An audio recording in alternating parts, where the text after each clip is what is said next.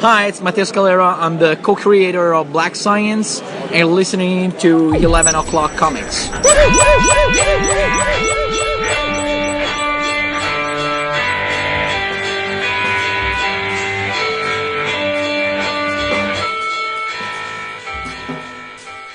Bullseye.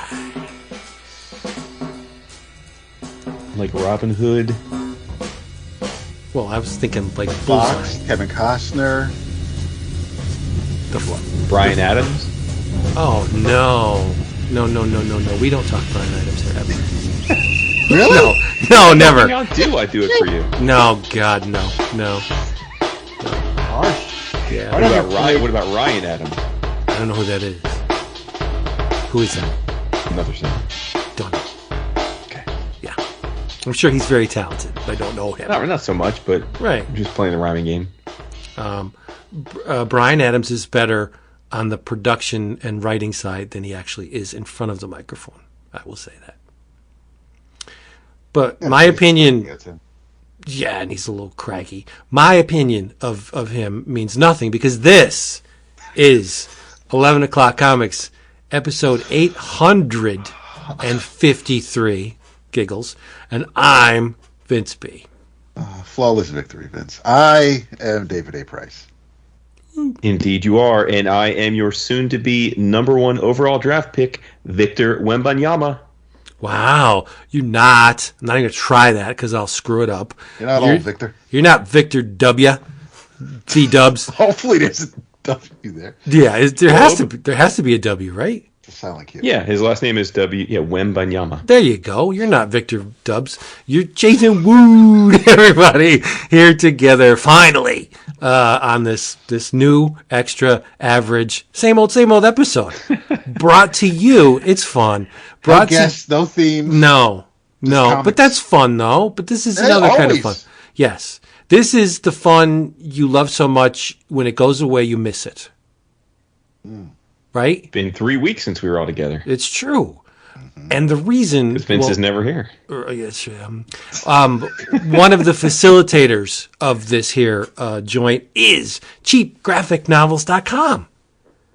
cheapgraphicnovels.com. Everything you need to know is in the name. If you like Omniboo, collected edition, manga, they have it at cheapgraphicnovels.com. Now, I did a little cursory glance. This took zero effort on my part. As usual, you go to cheapgraphicnovels.com and you look at the main page and you're like, oh my goodness, Batman by Grant Morrison Omnibus, Volume 1, I can has it for $44.99. Well, wait a minute. Since I'm frugal, I'm going to check Amazon because, big store, cheap prices. Let's see what Amazon has it for.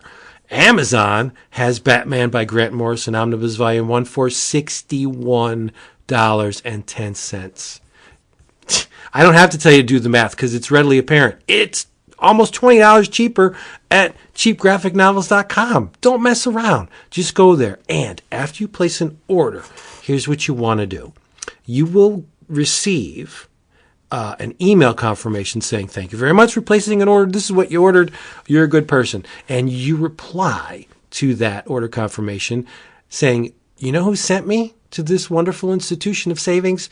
11 O'Clock Comics. And once you tell them that, well, they'll say, whoa, we got to open this door for you because here, my good man or woman, my good person, is a free shipping credit for your second order. Free shipping. That's crazy. cheapgraphicnovels.com. Go. I wonder if Cheap Graphic Novels has our book of the month. Should I do a search or have you already done it? I have not. Well, I'm going to do this. We'll let the patrons search because it is... It's T-R-E. Yeah, R-E at the end. They actually... Oh, it's out of stock. But if they did have it, it would have been 40% off. Damn. And what is it? It is Sandman Mystery Theater, Book 1. This is the Tarantula, I think. Right? Yes. There you go. How many issues, Vince? For those of you who do not have Book 1.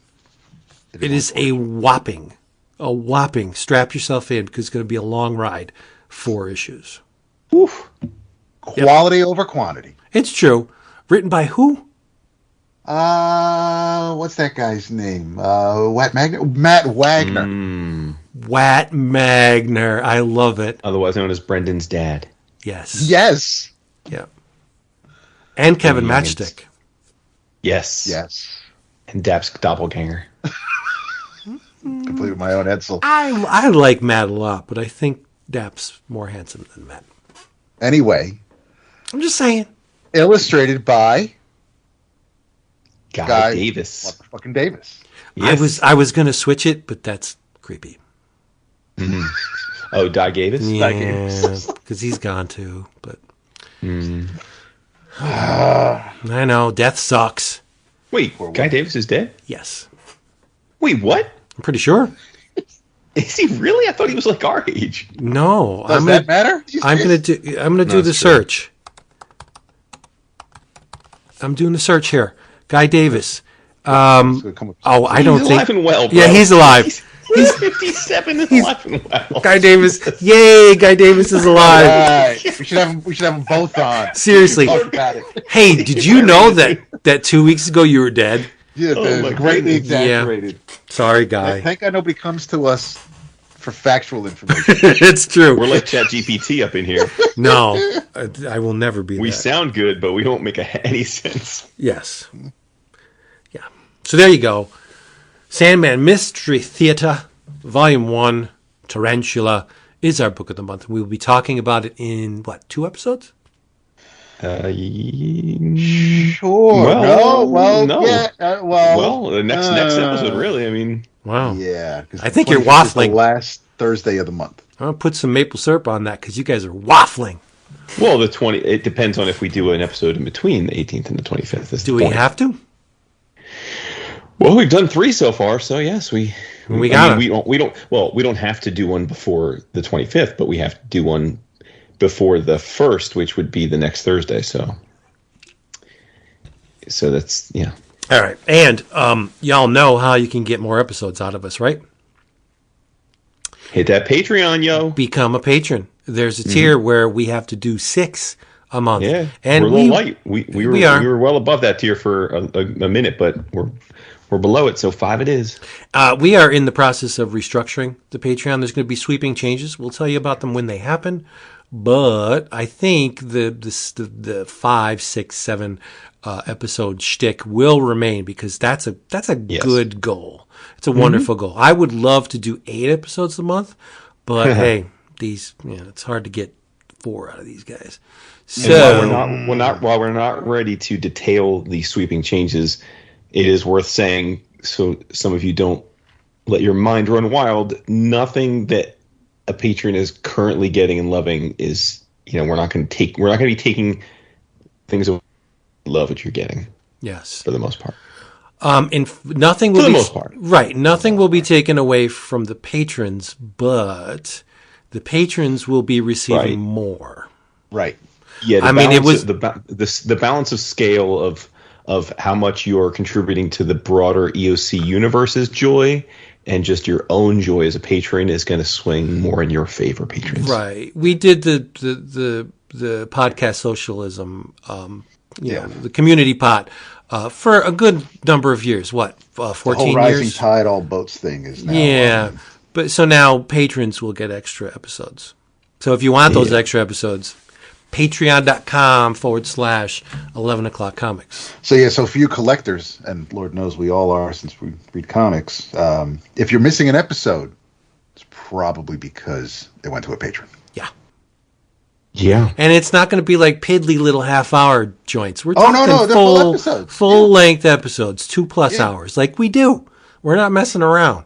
Patreon. The people, the many, many amazing people that listen and support the show that way will get 1 episode a week, like clockwork, like they always do. But the 5th and or 6th, depending on where everything falls out, will be for patron ears only. Yes, and that is in addition to the hours of bonus content we give them anyway. Yes. See, whenever we sit down to record, we take the stuff that happens before and after the actual episode, and we put it together in a giant audio file Sometimes, I mean, I think the longest one was probably during convention time, topped out at like 6+ hours, maybe more. Like, that's crazy. Just who wants to listen to that shit? I don't know. But I'm glad there's some people that do. We'll give it to you. If you want to hear it, you can have it. So there we go. But Patreon.com/11 o'clock comics. Drink roll call. I'm drinking Mr. Boring, but it's delicious. Cherry limeade. I lost 11 pounds so far. Sweet. My man. It's all water. Hey, whatever, man. Yeah. Now maybe you'll, have a sense of humor. Oh my God. I love this week. This week our Slack has been. I love the patron Slack, but our Slack has just been straight fire this week. Yeah. Well, here's the deal. Let me encapsulate From your it. vantage point, it was straight fire. Right. Let me encapsulate. Eating There were popcorn. popcorn. I fucking hear like Big E eating the popcorn, bro. All right. Well, let's move on then. I don't get into it. I am drinking listen, there are a lot of different seltzers out there in the world. Oh boy. I had assumed I had tasted them all. I was wrong. Yeah. The wifey found a new. Well, I don't know if it's a new flavor, but it's new to me. It is strawberry mango. You can't have the mango. I don't like the mango normally. Like, I'm not a mango person, but that's all that's in there right now. I don't know if she's boycotting grapefruit. I don't know what's going on, but I went in there and I needed the seltzer, and that's what's in there. So I grabbed it, and it's not very good. You know, when it's not real good. When you make the mistake of eating something and then exerting yourself in some kind of way, and you get that little burp, and that acidic taste that comes up, that tastes like mango to me. Yeah. Wow. That's what mango tastes like. Yeah. Yeah. So I got that. I got that here, and I got some water. So I think I'm gonna be hitting the water hard, I think. Wow. We both suck. Dap, what are you drinking? No, then we all suck. Wow. I did bring.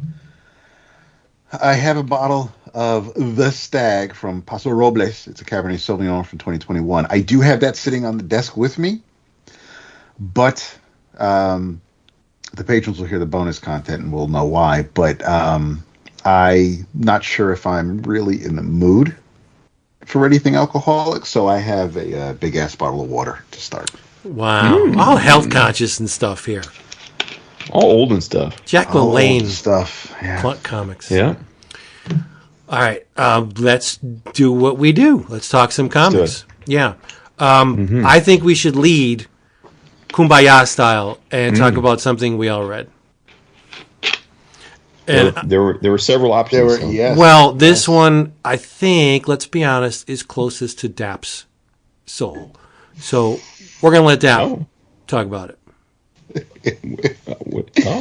Okay. You know what I'm talking about. Do I? Yeah, Titans #1. Oh, that's not what I expected you to start with. So there you go. But it's without a doubt closest to Dap's heart. The concept. I think he was. I was going to say. I think he was actually a little reticent on this one before. I mean, well, no, I haven't said like, boo to anybody yet. Right. Yeah. And Jason could probably just judge on my reaction that I'm not jumping up and down out of my seat. Wow. Yes, absolutely. Vince is 100% correct. Titans, the team, especially the team in this book by Tom Taylor and Nicola Scott. And the colorist is Annette Kwok. Letters by Wes Abbott. This is, when I think of the Titans, this is my team. This is the team. You can have the original, and you can have every version after it by Jurgens or whoever, but no, Cyborg, Starfire. Am I still Cyborg? I love that Cyborg. The mechanical lawyer. Yeah. You have Starfire, Nightwing these days, Beast Boy, Forever Changeling. Someone who just goes by her first fucking name, and Kid Flash, now Flash. Oh, and I of see course, what you Raven. did. I see what you did. Yeah, And keep going. The other thing, we'll get to it. So this is my team. The alter egos of these characters. These are the Titans for me. So I was kind of excited when Yeah. we're here, and it's Tom Taylor, so of course, hey, that's good shit, and it's nice to see Nicola on a book again, and it's nice to see Cyborg as a Titan. Can I just interject something here? I don't want it to come off as racist, like, oh, take the black man out of the A-team, don't belong there, put him in this farm. It doesn't matter what color skin Cyborg's sports. Right. He belongs in the Titans. 100%. I agree with you. And I would say the same thing about Corey. If you put Corey in the Justice League, nope, she's a Titan. No. And it goes for almost all of them. Dick could fit in the Justice League. But, no, you know what I mean. But I have no reservations about anything about Victor, except he's a Titan. Yeah. He just did not fit in the Justice League. Sorry. No.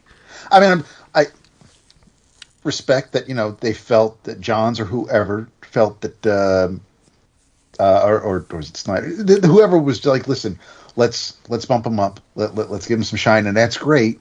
Yeah, but I mean, if you wanted a person of color on the team, you also have you have other characters. You've got Jon Stewart, who's always been pretty much a Justice Leaguer. So but we're straying off course. But I do agree with you, Vince.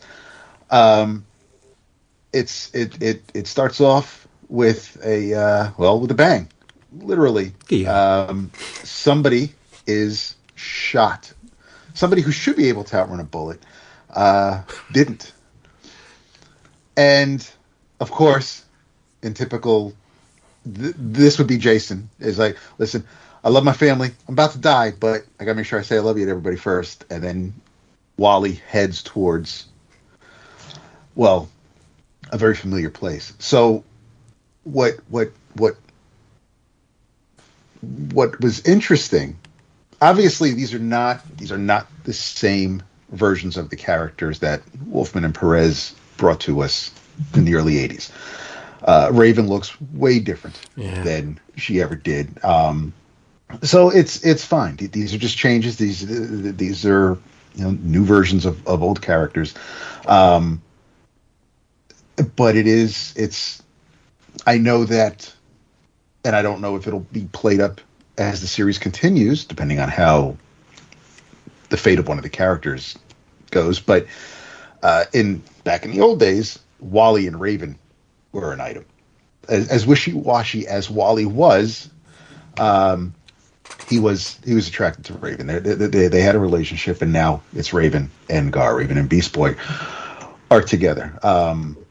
One thing that bugged me, and this is similar to the Green Arrow thing from last week. We after Raven and Garth wake up and are excited about the events that are going to happen today, we cut to an island where Tempest, formerly Aqualad, aka Garth, is hanging out, and in comes Donna Troy and Nightwing. And because she doesn't have a code name, when Garth sees them, he says Nightwing and Donna. It's I don't know why it does. It irks me. I know if she's not going to be Wonder Girl anymore, if she's not going to be Troya, which I hate, I need something. What's the other Wonder Woman called? Isn't she Wonder Girl? Isn't there a Wonder Girl running around?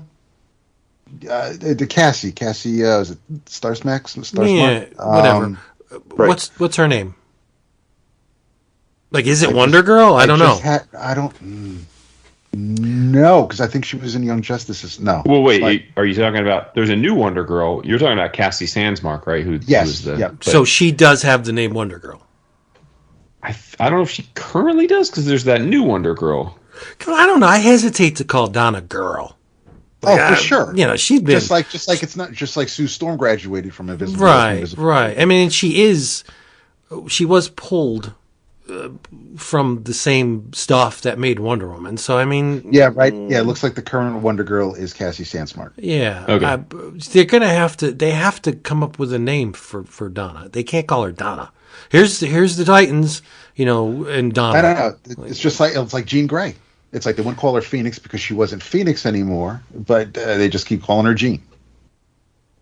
I don't know if they still do. I don't know if Hickman gave her an actual code name, but for all intents and purposes, Donna's like having Wonder Woman on the team. She's absolutely. She's not a girl. She's just let's get her a name. That's I agree. not Troya. Get on it. Because that Get on it. sucks. Then I never It liked really that name. does. It really does. But Anyway. whatever. But so Dick wants to get the entire gang back together, the OG riders, but Garth ain't having it. He's got things to take care of under the water. The non He's pulling he's like the Namor now. He's pulling the Namor. That's what I said. I said, why do water-dwelling characters always have to be so maudlin? Yeah, douchey and maudlin. It's like, oh yeah, well you got it made because you have the surface world, but we comprise the most area of the planet, and it's all going to hell, and you guys don't care. Like what? Maybe if you wanted some help, you wouldn't be a dick, right? I don't know. So after that, we get the huge credits, and we get a nice new updated version of Titan's Tower, now located in Bloodhaven. Yeah, pretty cool. That's neat. It is. I like the little trees and everything. Little shrubbery. Did Dick use some of his billions to build that, I assume? I would assume so, especially since it's in Bloodhaven. You probably got a nice little tax cut. Yeah. Dick has billions? Alfred we've talked about this. money. Alfred left him. Alfred was worth like $6 billion because he invested all of his money from Bruce all over the years successfully and left it to Dick. Actually, Dick is currently way wealthier than Batman. Yeah. As it should be. Yeah. There you go. So it's a huge public showing. The press is here. A lot of the public is watching our crew show up at home, and there were some neat little moments, some conversations as far as room, who's going to sleep where and with who. They asked about Wally showing up, and rightfully so. Wally's a family man, living at home, wife and kids. He's probably not going to be playing treehouse with his friends and staying here. So there's a huge, really huge happening situation that Oracle lets the crew know about, and they make their way to a nuclear plant where Titano is attacking.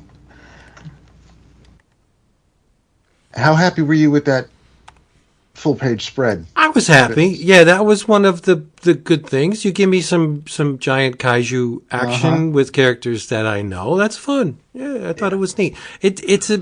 We'll get to it, but I think that those 2 pages are very well done. Yeah. They work on the crisis. They handle what they have to handle. Not that kind of crisis. They're taking care of this situation. Unfortunately, one of DC's most massive dicks, who isn't Nightwing, shows up to kind of stink up the place, and he's really everywhere right now. Buddy.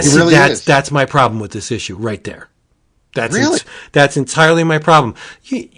You know me. When the comics are in lockstep with the media, it pushes me away. Okay. Because it says to me, this is not a natural story progression. This is merchandising. This is advertising. You know what? If you like this Peacemaker guy, well, there's going to be a series, and he was in a couple of movies. Why does the Suicide Squad have to be in it? Why? That did leave a sour taste in my mouth. I know that they don't want to reuse the Hive yet or anything like that, but for Waller to be involved in pretty much almost every other groups or characters, all up around them, it's a little. She just seems to be everywhere, and I mean, it could have been anybody from the Suicide Squad. Yes, of course, it was the Peacemaker. But if you are going to have somebody show up as an asshole, that really is the one guy to do it. So he's trying to fix things, and meanwhile the Titans. He's just basically it's typical management comes in, tries to fix something that's already being worked on. It's going to be fixed by the people who are actually taking care of it. You don't need to interfere because all you're going to do is make things worse. The day is saved. And there is there's some words between Peacemaker and Titans, and he really amps up full dick mode, because he has something to say about fucking Gar. He has something to say about Cyborg, about Victor. He is not. He's absolutely not designed to be likable, and Taylor nails that really well. We get back to Titan's Tower, and being the junior detective that he is, Dick spots some blood right by the doorway. Recognizes the tread from the boot. Ray Charles could spot that blood, but okay. It's like, all right, Sherlock. Is there blood in here, Georgia? It looks like blood. I know where it's going too. Follow the tread, and there is Flash, dead on the floor. But he made his way to the keyboard, put up all the screens. All it says is solve it, so that's what the crew has to do. But then we have next issue.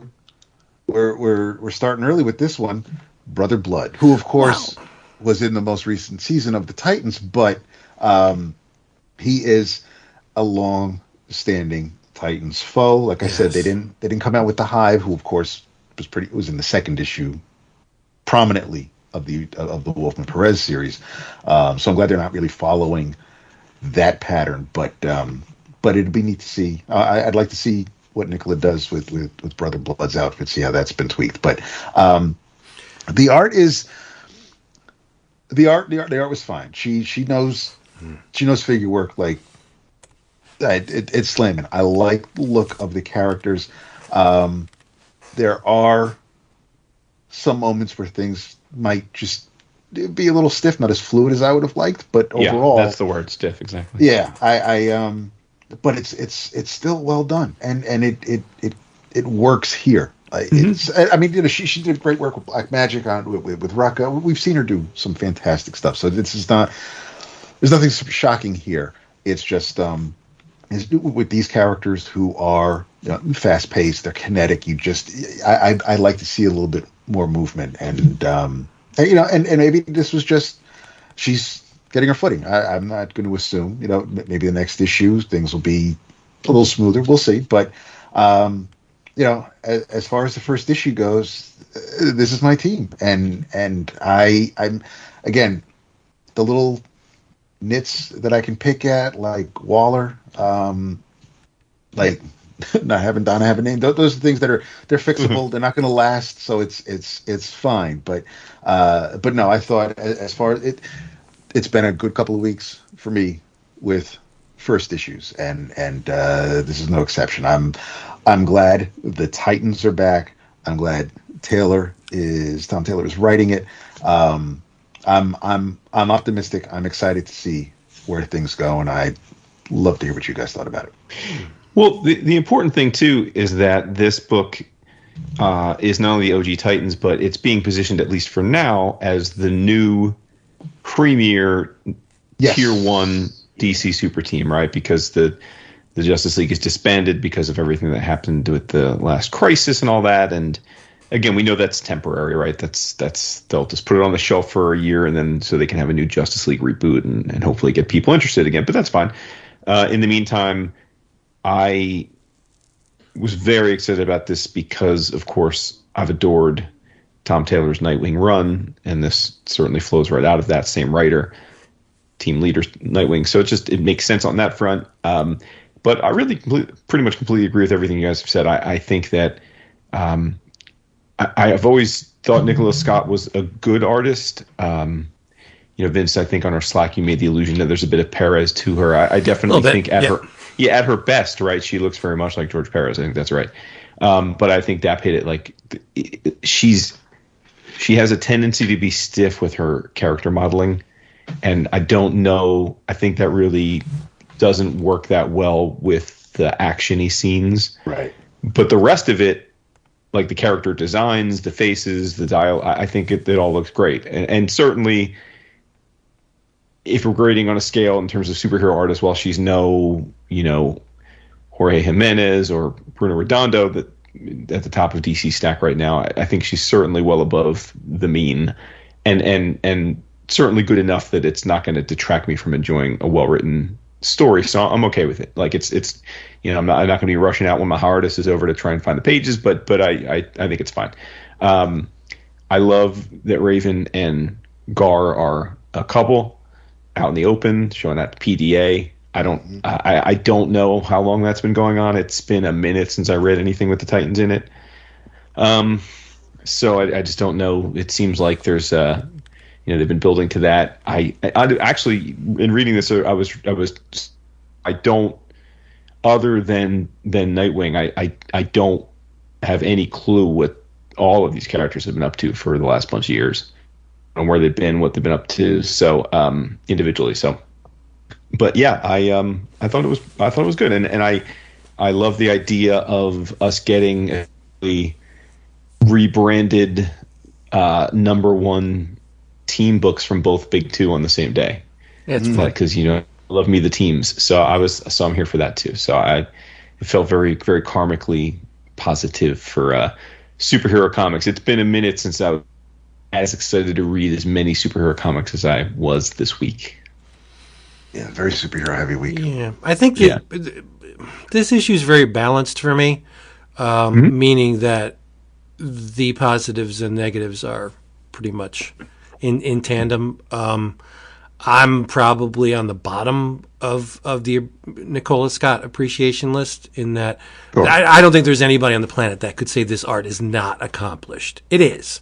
Yep. It's just a little too clean for me. It's a little too polished. Oh, sure. But again, if you are going to try and ring that, novelty or the nostalgia bell with Titans fans, you get somebody that's this detailed, that draws every strand of hair like George did. Aesthetically, I think she's perfect for this book. It may not be what I want to see on it, but in homage to what has come before, what fans of Titans or Teen Titans would expect, I think she's dead center, bullseye, right? I don't like this Raven at all. I don't know who this character is. This is not Raven. I mean, This is not. I don't want to say my Raven, but this is not the Raven from the book you mean like the happy in love, publicly? No. Raven is a creature of darkness. She would never have magenta hair and let herself be seen like this. Yeah, no, it's nice. Now, part of that. Now she has had magenta hair for decades. Just to be fair, I mean, because I didn't know that. So, yeah, but I think you're right on everything else. She's been the last I read of her, she was very much the classic brooding. I hate everything. I'll show a softer side to Gar because I love him, but only behind closed doors type of a thing. I think the Raven in Teen Titans Go is right on the mark. Like that's well, she's got pink hair in that. But I mean, personality wise, right. Yeah, I'm not sure that I like her and Gar together. I don't know. I really don't care about it, but it's just odd, strange, odd. I think the one that to me is the focus of this issue, even though she wasn't involved, front and center in a lot of it, is Donna. Donna looks great. I mean, that looks phenomenal. Yeah. I don't know. I mean, the takeaway is I thought it was fun. I'll read more. I don't like. Well, I think you told us. I think your response was I didn't hate it, which I think in today's day and age for Vince B, that's a win. 2 thumbs up from Vince. That's a win. Yeah. But you got to know that I love not as much as Dap, of course, but I love the Wolfman Perez Titans. I think it was a great book, a wonderful run. I read it many times before I read X-Men. And that was always the neck and neck, But no, I don't like how closely it's tied with the DC Mediaverse or whatever you want to call it. Whatever. That's not. I'm not I guess the target audience for this. But the fact that go ahead. Sorry. No, I was just going to say the fact that the one true Flash is dead. That's a problem for me. Mm-hmm. Yeah. I mean. I was just going to say that I totally understand where you're coming from with the with the Peacemaker stuff. I will say this must be again where it's like where we all have our own lines in the sand. For me, it comes down to I really enjoyed the John Cena Peacemaker in both the films and the TV show.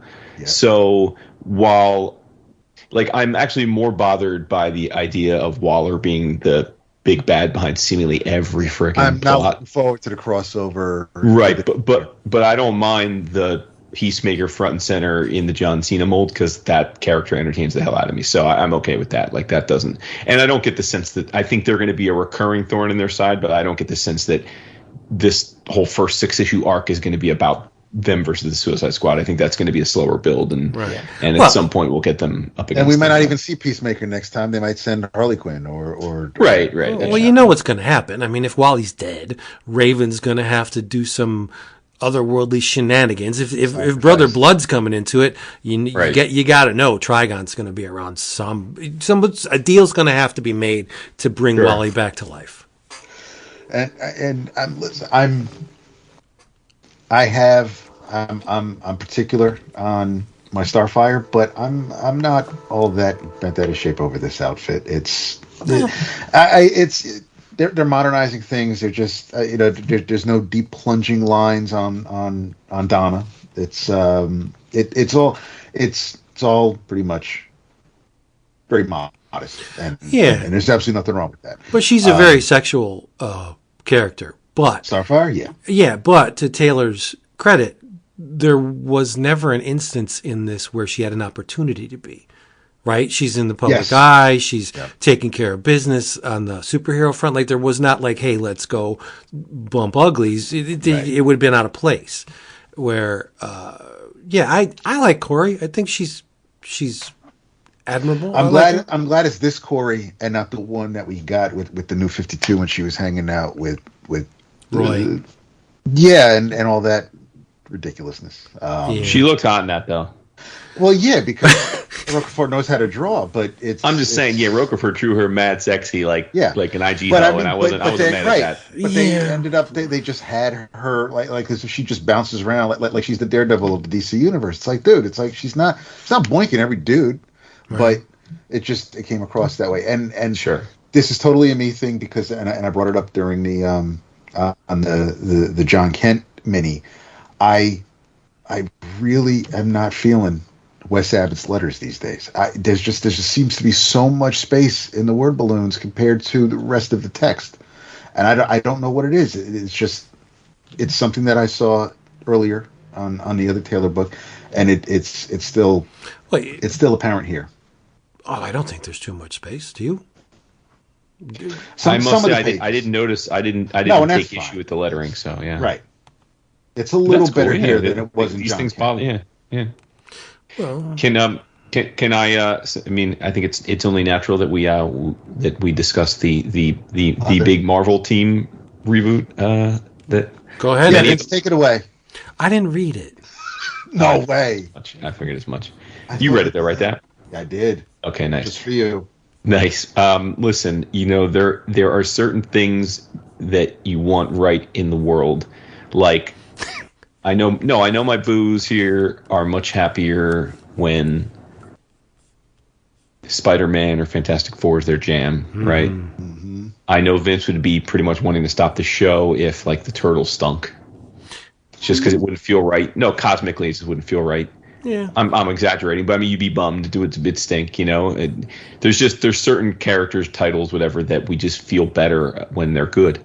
And we tolerate when they're not because everything's cyclical, but we're just happier campers when they're good. And I have enjoyed the Avengers in all its incarnations, and I understand that over the 30 plus years that I've read it, month in, month out, there have been plenty of runs that the average reader probably thought were meh or even bad, and I get that.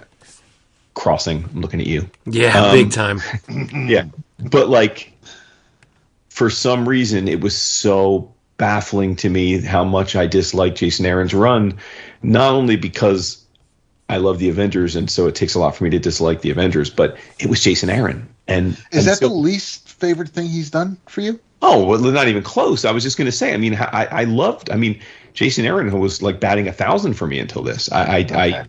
Now he had done things that I didn't like go crazy over, like his Ghost Rider stuff. What? Sorry. No, I just saw a character. Go ahead. Sorry. Where I wasn't like crazy about it because I wasn't crazy about the character per se, but I've never, I honestly don't think I'd ever read something by Jason that I outright didn't like, if not love, until this. And it wasn't, he didn't suddenly stop being a good writer, obviously. It was just that he was committed, for better or for worse, to this 1 million BC idea where there were these Avengers totems that had existed since the universe existed. And it's comics, so of course we always say comics should be ridiculous and so forth, so on. But just for whatever reason, it just rubbed me wrong. It did not connect with me. It seemed ridiculous. I didn't like it. So unfortunately for me, for 5 years.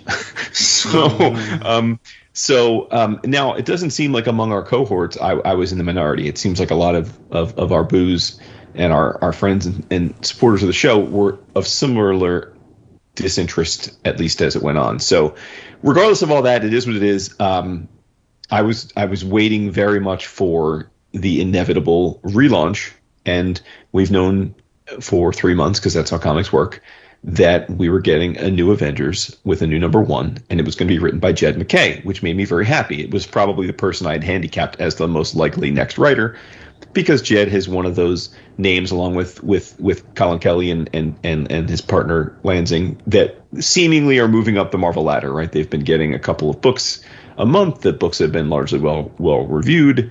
There's been buzz, so it seemed like it was his time to get his shot, and sure enough, he was named the writer. The artist in this issue is C.F. Villa, who's been doing regular Marvel work on major titles for the last few years. He's currently one of their I always forget the name of them. Stormbreakers. Thank you. Yes, I always forget. I always want to say Young Guns. But fortunately, they changed it from Young Guns because all of these people are like in their 30s and 40s. Seriously, but yes, yeah. C.F. Villa is one of the current Stormbreakers, which means like the it artists at Marvel. And then colors by Federico Blee. So this issue, for me, is like a perfect superhero comic, right? Because it's the Avengers. It's a cast of characters that I think are, by design, heavy hitters. And this issue is about putting the pieces back where they belong. And we get, I think, incredibly well done character moments, interactions between them. It's getting the band together because they have to form the team. The team is there is no current. There at the start of this issue, there currently is no Avengers team. So Carol Danvers, who is the new leader, the once and future leader, she has to form the team. So she goes out and recruits each member, and there's an interaction of her asking them to join. There's a bit of backstory about why she's choosing them, what their ties are to the Avengers. It's everything I love, right? It's getting the band together. It's the Avengers. It's characters I love. And on top of that, C.F. Villa's art is beautiful. And throughout all of this, they are fighting Terminus, who, while certainly not, like an A-list villain per se, I think it's a great choice for the first issue because it's just big, dumb action. Terminus is skyscraper sized and is super powerful, and because it's Terminus and not Ultron, that they're going to defeat him right quick and move on to a bigger, more detailed plot. So I just thought the whole setup was great. I thought Villa's art was perfect, and I just loved the interactions, and I loved Carol's choices, why she made each choice, and then once they were together, this reminded me of why I fell in love with the Avengers back as a kid, because it was amazing heroes working together seamlessly and intelligently to defeat a foe they couldn't defeat by themselves. And there's a line, I'm trying to find it, but I'll just paraphrase, but essentially Carol's talking to Tony.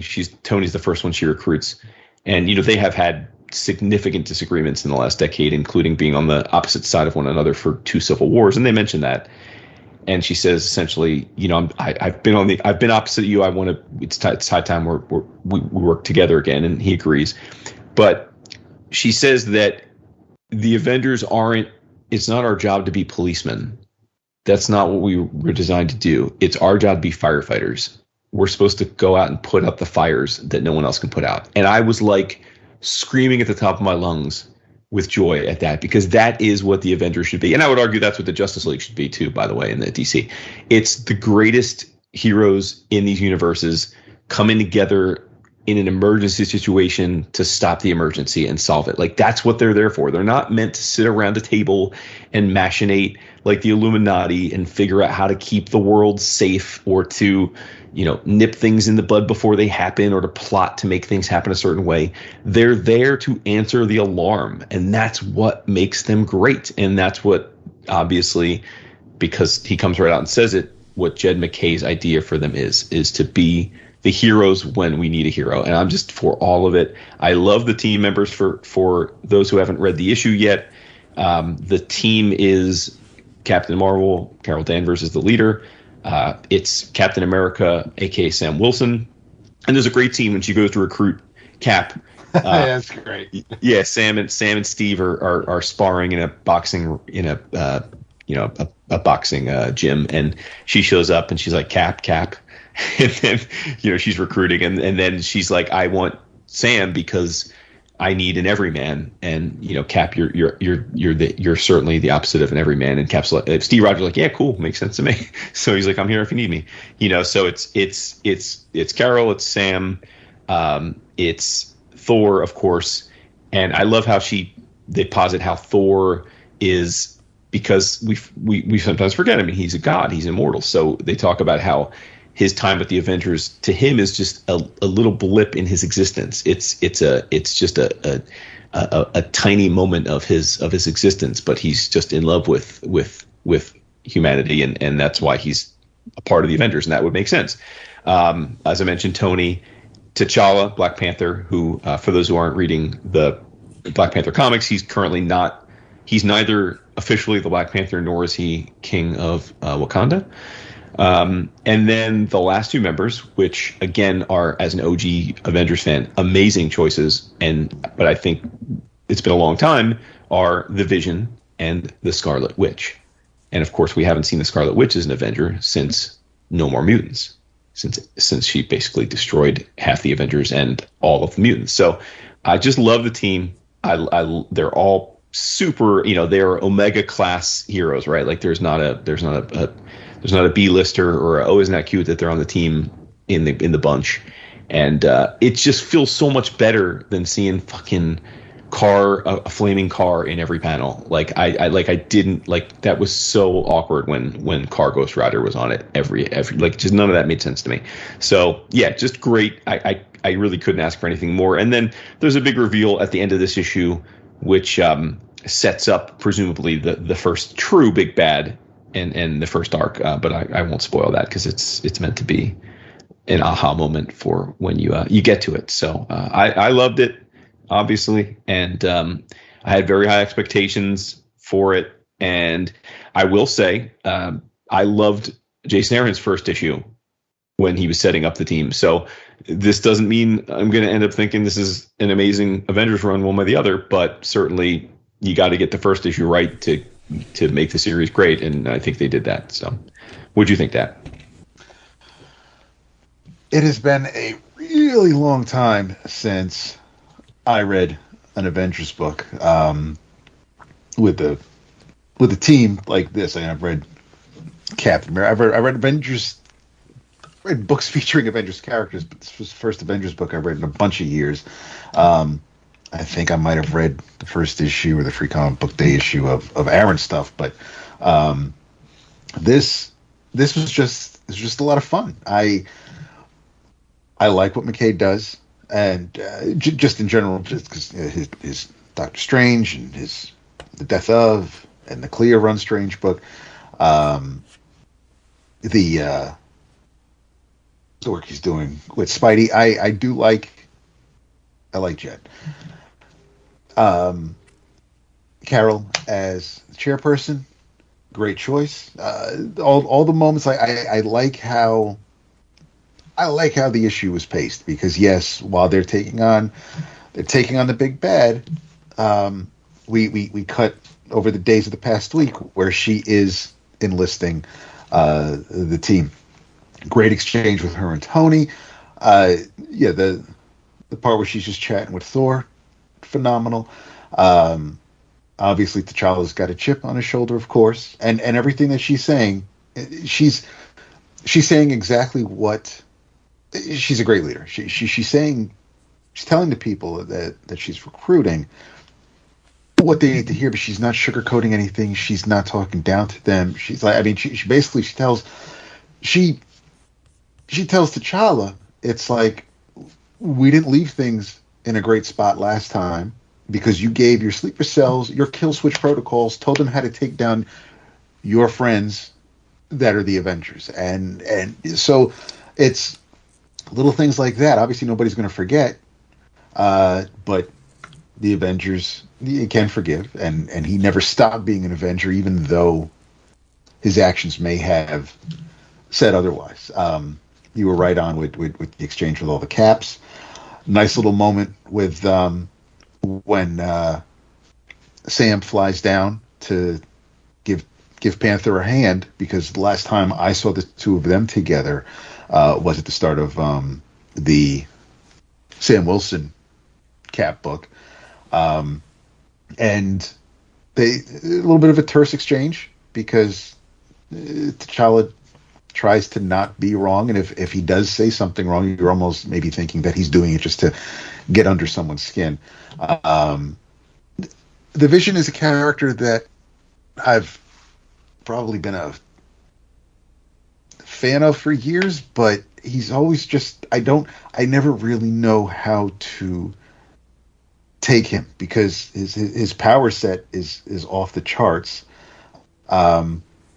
Obviously, he has feelings, but I don't, and I've always it's not often, and unfortunately this kind of is par for the course. He rarely has a decent looking outfit, and I just, true. It bums me out, but he got a receding hairline now, and this does. I mean, that Widow's Peak is massive. Mad Widow's Peak, huge Widow's Peak. But yeah, he's an Avenger. Period. I mean, you can. It's weird for me to see an Avengers team and him not be part of it. See, exactly. I think he's like the Martian Manhunter of this. Like, he should be on the team. And like you said, he's just like Martian Manhunter. He's crazy powerful, and yet he's never. I just, when I think of him, when I think back on my favorite Avengers runs and favorite teams, he's been a part of a lot of them. Yeah. I'm wondering, do you now, this is pure speculation, it's one issue in, but do you think maybe we get a Vision Scarlet Witch rekindling after 30 years, now that they're back together on the team? I think so. I think there's something there that MacKay can play. Yeah, I think so, right?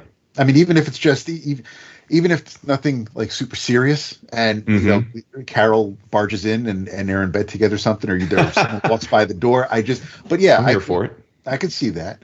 And speaking of Scarlet Witch, it's great to see a little bit of a homage to the Perez Gypsy version.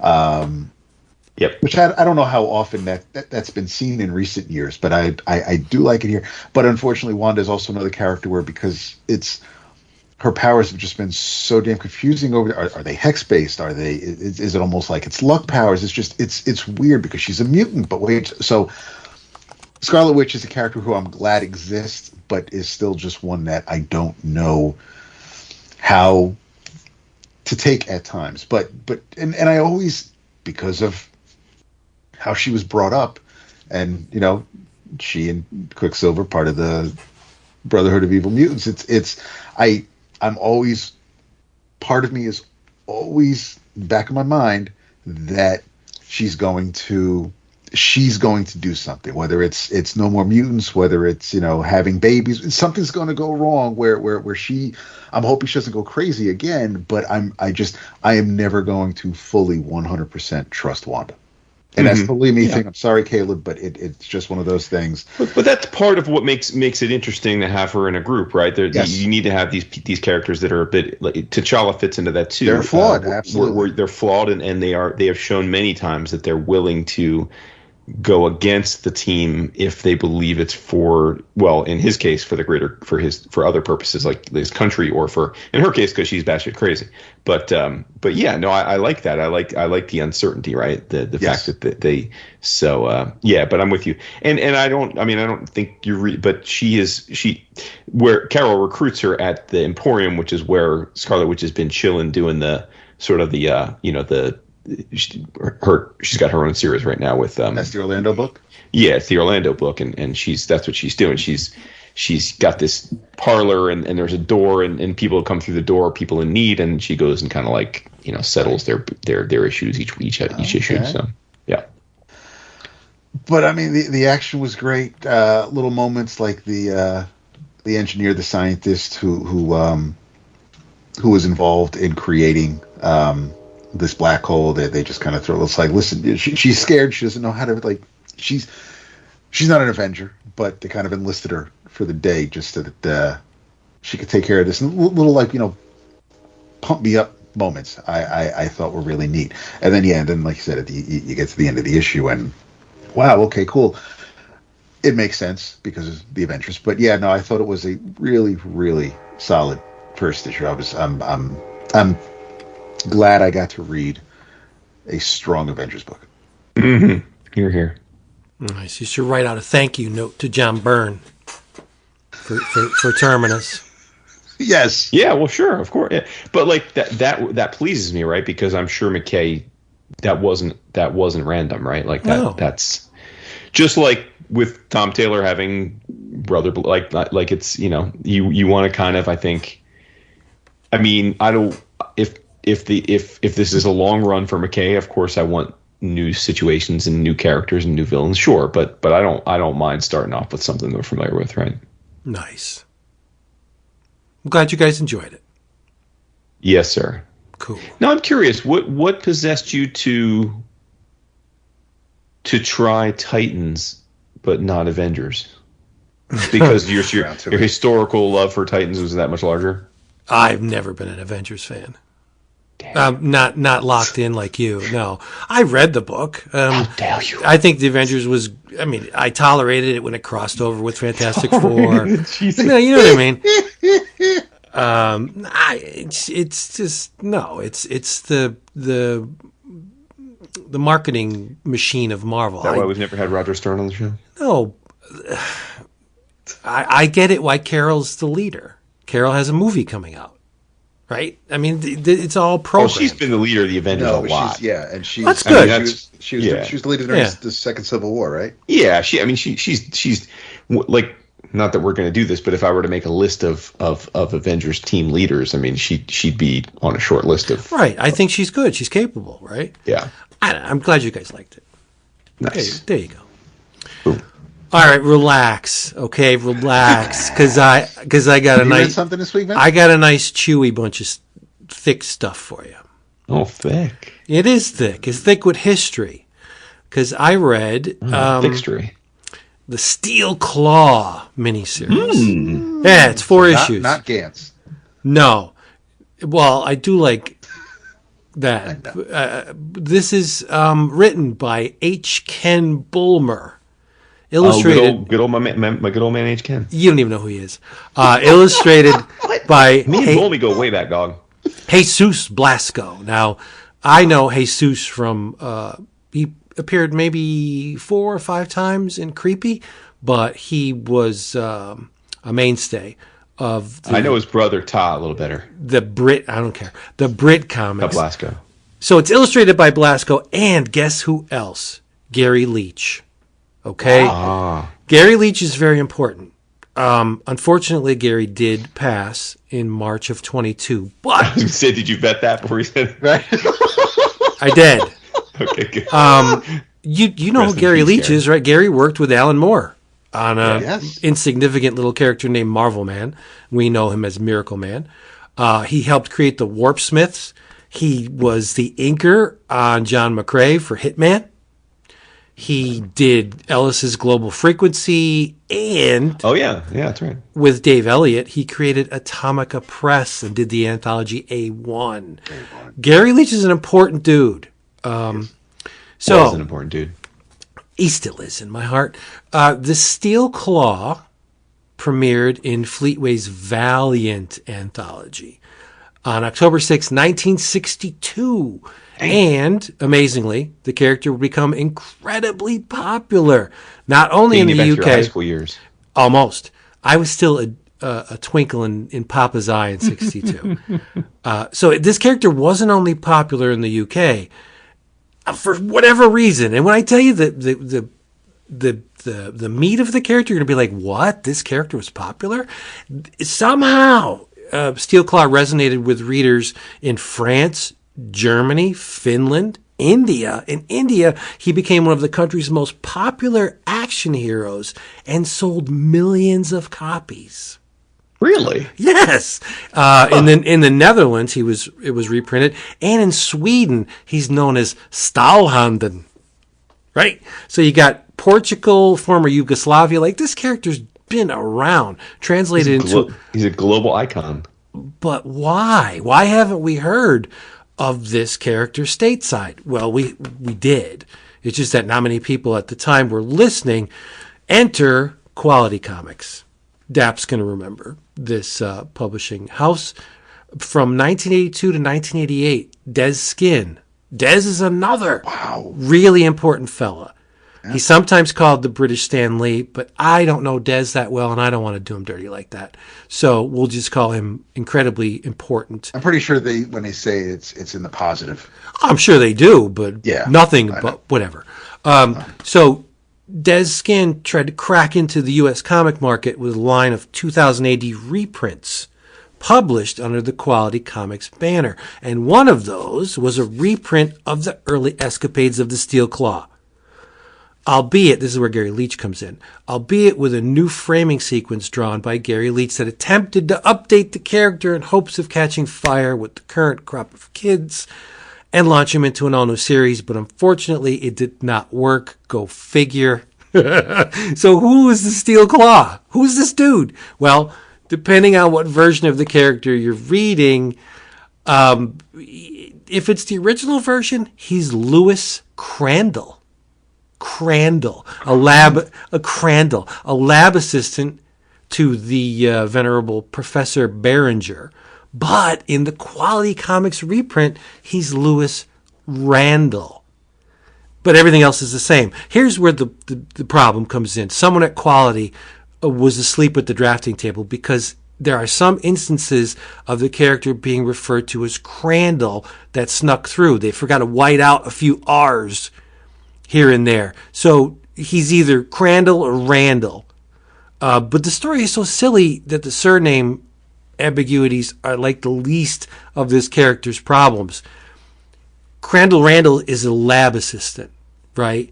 And he's an unlucky one at that because calamity has befallen Lewis on more than one occasion. In the first instance, he loses his entire hand in a lab accident, and it's replaced by, you guessed it, a steel claw, right? But it's not just a metal hand. It's a steel claw. Like the fingers are pointy. It looks a little bit like Dr. Doom, but it's a claw. Like, in what reality would you lose a hand in a lab accident and say, yeah, I'll go with that monstrous looking steel claw. That looks really good. I can get the chicks with that. I don't get it. But he has another instance of calamity in the lab, and this is where things go crazy. He's involved in a lab accident where he receives a massive jolt of electricity, but it doesn't kill him. It renders him invisible. Save for the, I don't get it. Save for the claw. So you see this claw floating around, right? And he thinks because he's invisible that he has the power to rule the world. Like, I don't understand how you draw the line from I'm invisible to I'm going to rule the world because I have a metal claw. That doesn't turn invisible. He was kind of pissed because the professor was giving away all of his the results of his experiments. He's a good guy, right? He's going to make the world a better place. And Crandall Randall was like, what? You're a fool. You could be making millions of dollars. You'd be setting yourself up. So I guess it was to plant the seeds of his villainy early in the series, because once he becomes invisible, he turns into a total heel. I'm going to rule the world. This is it. And so he embarks on some thieving, but he sucks at it. Like, he goes into a bank vault and he takes some money, but he fucks it up, and the money's like flying all over the place. But here's the rub. The invisibility wears off after a time. So he needs another jolt of electricity. And he needs increasingly stronger levels of voltage to get the job done. So he's trying to hold the country hostage. It doesn't really work out. And he's like running from the cops, and he's looking for a place to get electrocuted. He's like, well, where can I go? I need something with like machinery where I can get shocked really bad and hopefully turn invisible. And inevitably, whenever he's trying to do that, people are walking around. It's like, whoa, is that a bloke over there getting shocked? Wait a minute, he's turning invisible. It must be the Steel Claw. Like, it's the dumbest thing you've ever read, but it's so entertaining. I don't understand why. In the first 2 issues, because he sucks at a villain, a mafia guy contacts him and is like, hey, Steel Claw, you suck as a villain. I'm going to try to teach you how to be a real bad guy. It's just so strange. It makes me so happy. It does. It makes me so happy. So halfway through the miniseries, Randall is involved in another accident with the mafia guys. He's on the road, car accident, whatever. It seems to knock some sense into him, and he turns face. I guess it wasn't working with the kids that he was a villain, so he's now a good guy, right? So this is where Professor Behringer and his lovely niece Terry Gray enter the picture, and they fight to prove his innocence. But there's another big brain in the mix, Dr. Doots. That's the guy's name, Dr. Doots. And he tries desperately to recreate Randall's accident, but instead of turning invisible, figure this out. Instead of becoming invisible, he's transformed Robert Louis Stevenson style into a hideous man beast. Again, I don't know why, I don't get it. But he becomes a giant Mr. Hyde looking thing, and he proceeds to plague the life of the Steel Claw. He tries to impersonate the Steel Claw by dipping his hand in silver paint. What? Yeah. It's so stupid. The character goes, I hate the Steel Claw. I'm going to pretend I'm him. And he sticks his hand in silver paint and goes around, and people are just like, oi, it's the Silver Claw. No, it's not. It's just a guy with a silver hand. It's so dumb. Gotta love Bugs Bunny physics. But here's cool. This is cool because towards the end of the series, there's a time jump. And the Steel Claw is a hero. And get this, he can detach his hand.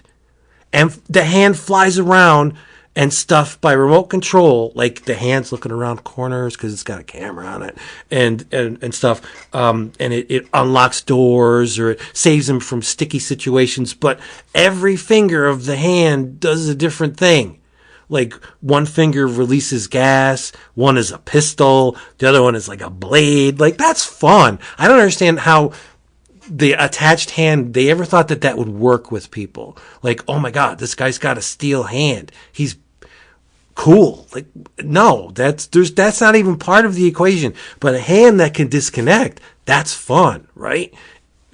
I guess that I haven't read any Steel Claw other than this.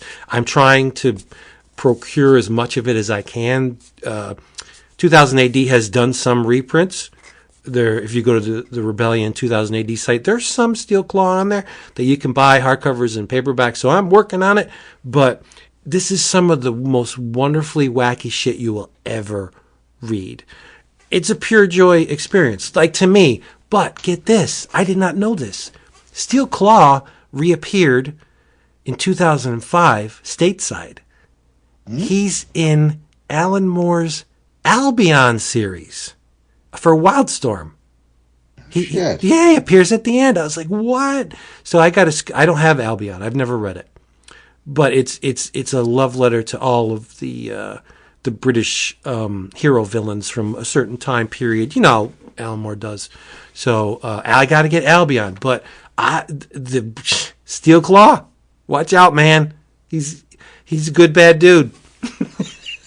Good bad dude. See, and I got these issues. Another cool thing, issues 1, 2, 3 is 75 cents. So they're like, we're talking 87. So they're like, I don't know, 30 some odd pages.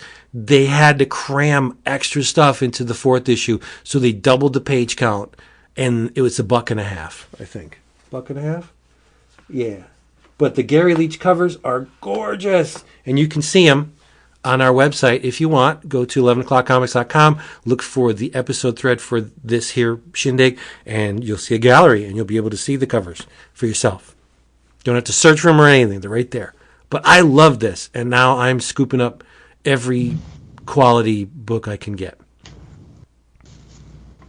Because it's all good. I'm reading Spellbinders now, and it's Nemesis the Warlock, like a bunch of characters that you love. They have Strontium Dog, all Dread, of course, like all reprinted stateside. But the thing is, a lot of them were colorized for the first time because black and white, right? A lot of 2000 AD was in black and white. So they've been recolored, which is awesome. Or colored for the first time. So good stuff. Yeah, Steel Claw. Crazy. I just don't get it. Yeah, I'm invisible, so I will rule this dump. Don't get it. Love it. The best thing about it was, yeah, and he paints his hand silver, and you're like, you don't say anything through the whole thing. He's like, what? That's ridiculous. It is. It's so dumb. Yeah. No, that's cool. But we always say it. Comics should be ridiculous. You had told us at some point this week that you read something, Drop the Mic, best thing I've read maybe yes. the whole year. Yep. Pretty close. But that wasn't it, though. Nope. I'm going to save it for later. Okay. But I'll tell you all about it because it's one of those things where, like, I am glad that this thing exists because you just made my whole freaking month, week, year, whatever. But it's very closely tuned to my sensibilities, like ridiculously so. So we'll get there. Go ahead. Tell me what else you read. I want to know. Well, I mentioned to you, you mentioned how you love trashy movies.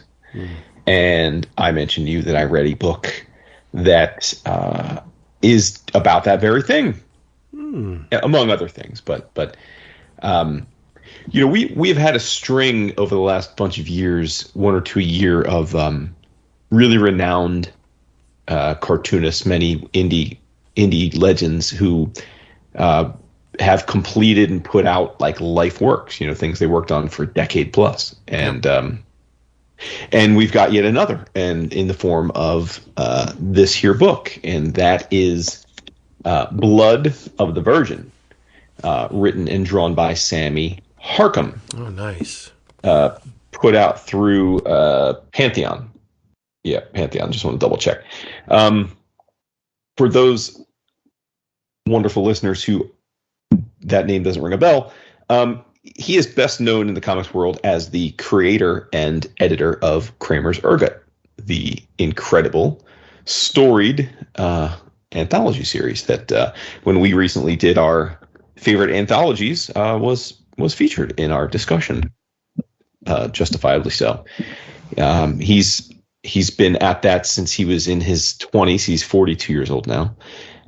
He also is a creator of his own comics through an ongoing series called Crickets, which he puts out mainly through Drawn and Quarterly.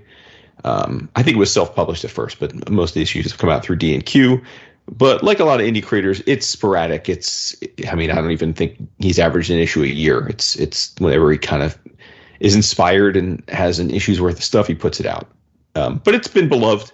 I admittedly had read very little of it. I'd seen a bit of it in like the Great American Comics anthologies and whatnot, but I was much more familiar with him just from his role and contributor in Kramer's Ergot. But when I saw that he had completed what he considers his life's project, I thought, well, okay, this is something I got to check out, and that's Blood of the Virgin. Now, he had serialized pieces of this in Crickets over the years, in serialized little anecdotal forms, but he pulls all it together to make a wonderful, many 100-page graphic novel. And the book takes place, Vince is going to love this, in 1971. And the main character is a filmmaker, but not for he's not looking to make Oscar films. He is working for a basically exploitation film company. Nice. Yeah, and he's living in LA trying to do his thing, and he's pretty much like one of the low men on the totem pole, or maybe mid management at this point. He's been at the place for a few years, and it's just a schlock house. They have very shoestring budgets. They reuse footage from other films and edit it into current films. They often scrap plots and just put something else together and put voice overlays. They do whatever they need to do to put the movies out. And he's seemingly at peace with that because he wants to make his way. And the character, his name's Sidney. He is he's an Iranian Jew. So he emigrated from Iran, his family, and he's living in LA now. He's married to a woman named Ida, who's from New Zealand. And she's from New Zealand because her parents were Holocaust survivors that escaped to New Zealand. And so they're living in LA doing their thing. They got a baby, a little probably, I don't know if they ever say the age, but it's probably I don't know, 1.5, 2 years old maybe. But just kind of living that modest life, and he's struggling to make it. And it's just a couple weeks out of Seymour's life. I said it's Seymour. It's a couple years out of Seymour's, a couple of months out of Seymour's life, where essentially his boss, who's this super rich, filmmaker, but he's got all the money from it. A string of events happen, and he just basically says to Seymour, "I'm giving you your shot, kid. We sold an idea to this string of drive-in movie theaters down in the South, and they loved the idea. So I saw you wrote a script, and you're gonna make that movie." And so that's Blood of the Virgin, and his quest is to make this movie.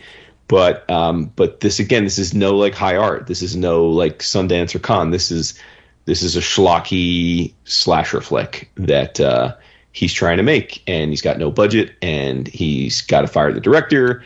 And all the while, Seymour is struggling. He's struggling to make his way. He's struggling with his own confidence. He's got imposter syndrome. He is in, I wouldn't say a loveless marriage, but their marriage is not great. His wife's not about having the schnickety schnack very often, and that frustrates the hell out of him. She's just tired because she's raising the kid all day, and the kid's a precocious pain in the ass, and he's never around because he's working late hours trying to make his mark in the film business, and they both end up cheating on each other.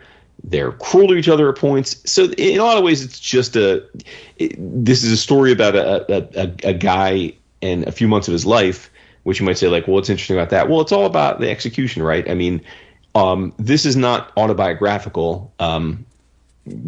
Sammy's not that guy, but certainly a lot of the things that have motivated Sammy as a creator, I think, went into this. And I had posted a quote in our Slack from the book, from an interview I had seen that Sammy had given, I think, to the Comics Journal about this. But basically, his premise here is that, sometimes art is there are a lot of layers to art, right? And in Seymour's case, he's making the art not for any grand romantic reason. He's just making it because it's like a vocation and he likes it. but like there's no magic to it, you know. Like it is ultimately just like he's just trying to get the job done, and it's not the fulfilling thing that he had hoped it would be when he got into it, but he still wants to do it. And the art is, I mean, if you've ever read any of the Kramer's Order, you've probably seen a bit of the art, but it's not, you know, this is in the line of this is in like your Chris Schweitzer, your Kyle Starks kind of mode. If you want to be super kind to him at his best, maybe it's got that Mazzucchelli vibe from, you know, Asterios Polyp at times in terms of, but these are, you know, thin single line weight characters with dot eyes type of thing. You're not getting like jaw dropping renderings. That's not what this is about. But where it really does shine, Harkham is great at, in spite of the very Spartan line on the page, he's great at emotion. He's really great, and he just does it with this with subtle tricks with the layouts and with the pacing. I mean, you know, there's one point where the director who was working on the film gets fired, and he's just a mess because of it, and he's crashing at Seymour's crib, and Seymour's wife and his kid are back in New Zealand on quote unquote a vacation, but they've been there for weeks. It's kind of like she left him, but she hasn't told him that she's left him. But the director is just he's high and drunk, and he's basically just wasting away his life because he's in this state of despair. And Seymour comes back from a shitty day at the studio where they took a bunch of his footage and they cut off the filming of the big final scene that he was set to do, like the finale, because they ran out of money. And he's just super, and they're like, well, just, you got to make a movie out of with what you got. Like, even though he doesn't have the finale filmed, he's just pissed off, and he shows up home, and the director's all high and drunk, and he's just like, oh man, you know, you got he's like, you know, you got everything. You got a wife and a kid and a house, and you're making your film's getting made into a movie. Like you're living the dream, you know. And Seymour's like, yeah, I'm living the dream. And then it shows them both lying down to go to bed in their respective rooms, and like the director is sitting there looking up at the sky, and he's looking all wasted, and then he's like, wow, I wish I were him. And then Seymour's in bed, and he's looking up at the sky, and he's like, yeah, I'm living the dream. And it's like he looks totally distraught, you know. And it's like just like little moments like that. It's like, wow, like he really captures it. And I just think it's one of those things where you can really feel that there's just something magical, and I can't really quantify it, but there's something magical about these books when you know that they are these long, I mean, in this case, 14 years journey of these creators who have all this talent, painstakingly trying to put something together, and then they finally set it free into the world and just say, this is it. Like, it is what it is, and you're going to experience it. And I just love that. I love that. I think it takes courage. I'm sure, you know, I can't imagine what it must be like to be on that, spend that much of your life working on something, and then finally just say, like, okay, I'm putting it out, like it's ready. And I just think that the flow of this book, I mean, let me look how many pages it is. It's big. It's, hold on, let me see. It is 296 pages. It's just a super quick read. I mean, I read it in one sitting. And again, it's not like anything crazy happens. There's not a lot of tricks in it. It's just really well executed. And there are just these interesting decisions Sammy makes. The book is black and white, I should say, for the vast majority of it. So you're about halfway through this black and white book, and it's all taking place in 1971. And then suddenly, out of nowhere, you get a fully colored 25 page chapter set in the early 1900s Wild Wild West. And you're like, wait, like it almost feels like it was a mistake that it was put in the book. But then as you read the chapter, it's about another person who gets into filmmaking and it doesn't go well. And it's just this interesting little aside where he's just like talking about how, like, again, another person, the only thing this chapter has in common, the visuals are different. It's in color. It's set in a period that's 60 years before.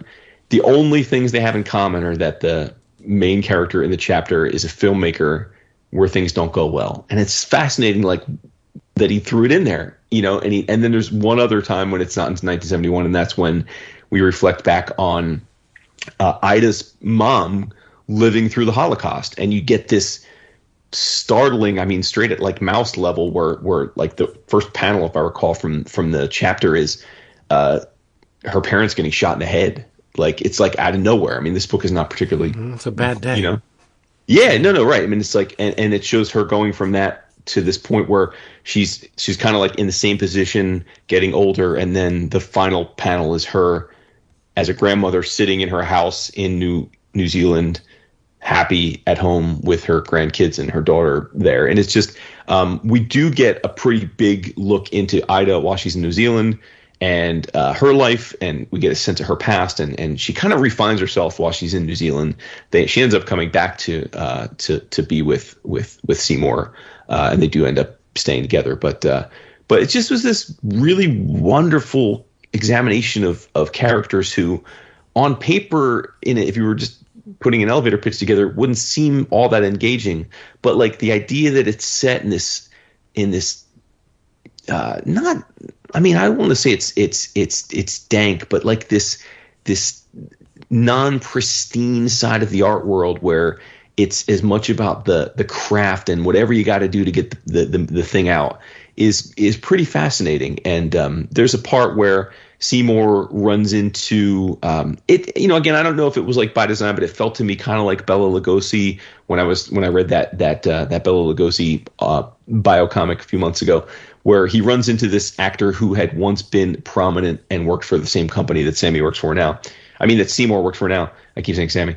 I'm thinking of Sammy Guevara, Dad. But this guy's older now, and he basically tells Seymour, like, I was there where you are, and then my life didn't go the way I wanted. Same thing's going to happen to you, but you're not going to leave it because you're still drawn to it like a moth to flame. I'm going to tell you how it's going to go, but you're still going to have to live it yourself, but it's not going to be what you think it is. And it's just like these fascinating little moments, and it's like I love this idea that he wanted to get all of this into this narrative to say something about the idea of being an artist and it not being like romanticized. Because I think quite often when people write about things they care about, they understandably romanticize it.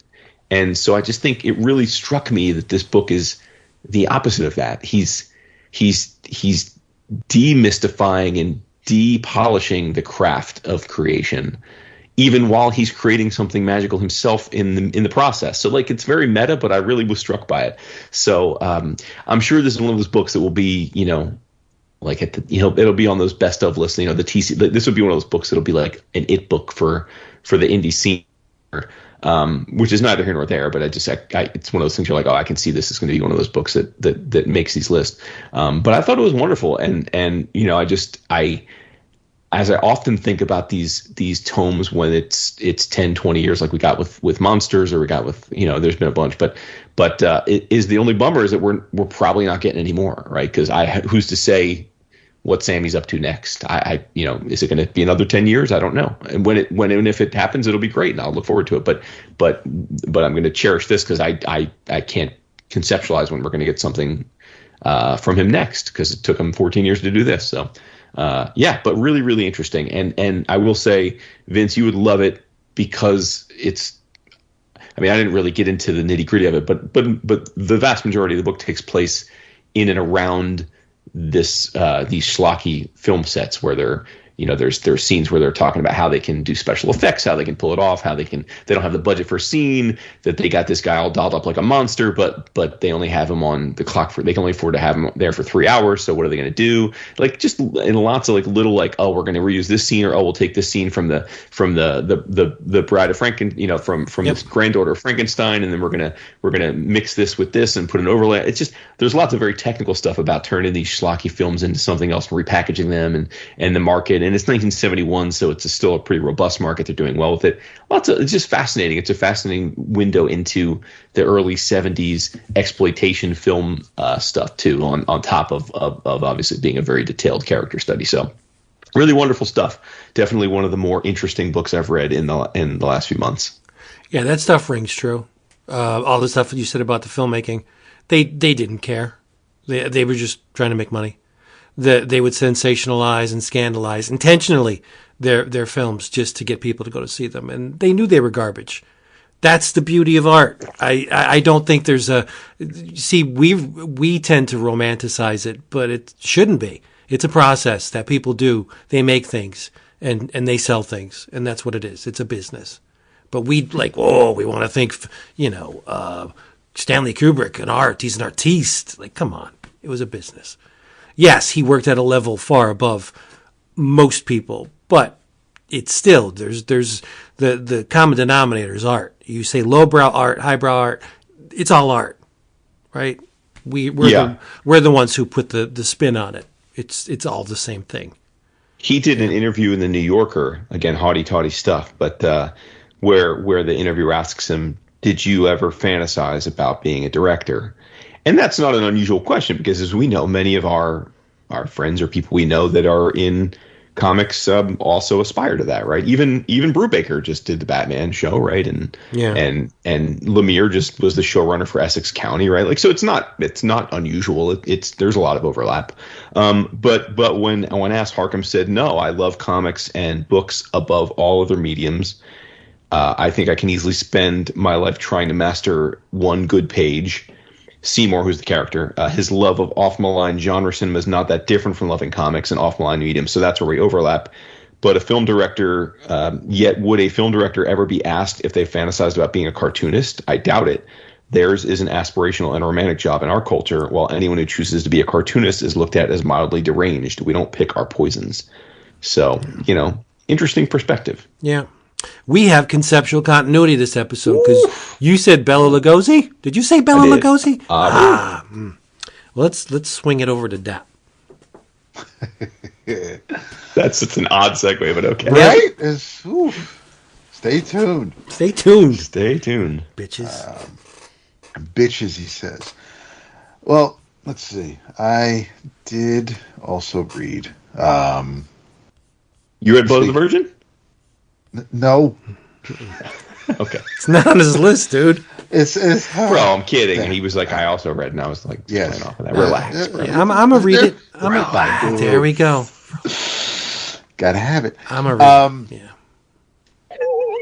Yeah. So speaking of first issues, this one isn't from this week, though. But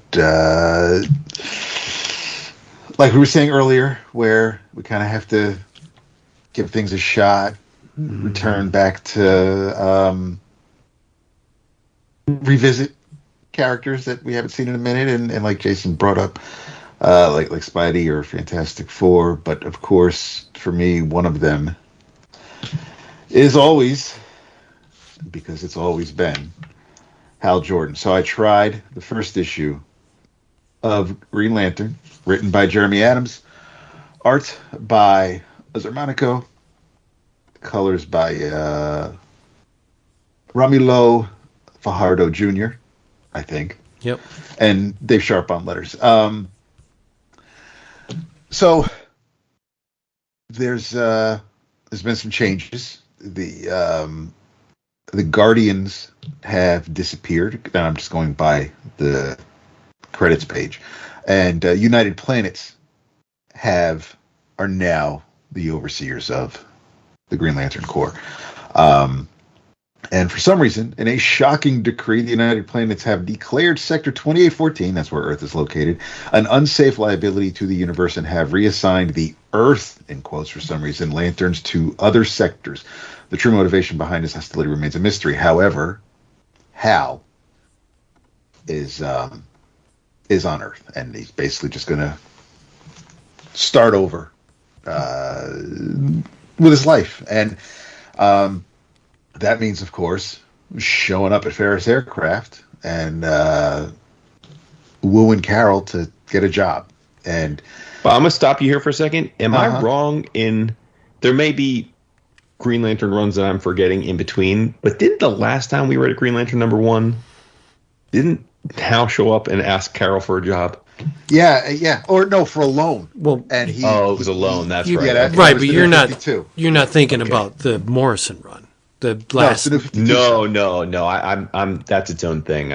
Which we all very much enjoyed. No, that I don't consider that the same thing. But okay, go ahead. Sorry. Yeah, no, that was unfortunately the New 52. And as soon as that happened, I was like, all right, well, I'll catch up with Green Lantern again sometime down the line. Same bro. Same. So, first of all, the art, Xermanico's art is pretty rocking for this issue. And I know that he did the he did the spin-off from the Morrison Green Lantern book, and so he's familiar with the concept.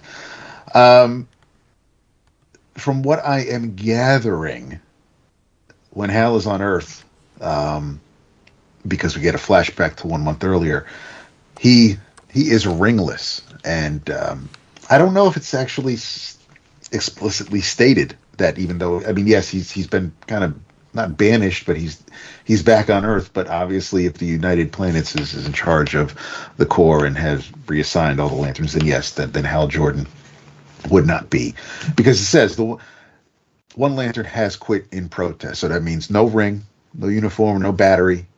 So he's just run-of-the-mill everyman chilling on Earth, who just happens to be a pretty phenomenal test pilot.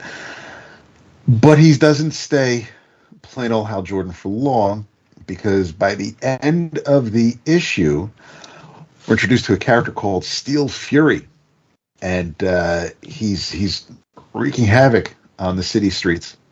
And Hal just happens to be in the area. He drives towards this explosion because he sees the plumes of smoke and the fire from where he's drinking his beers on top of his trailer.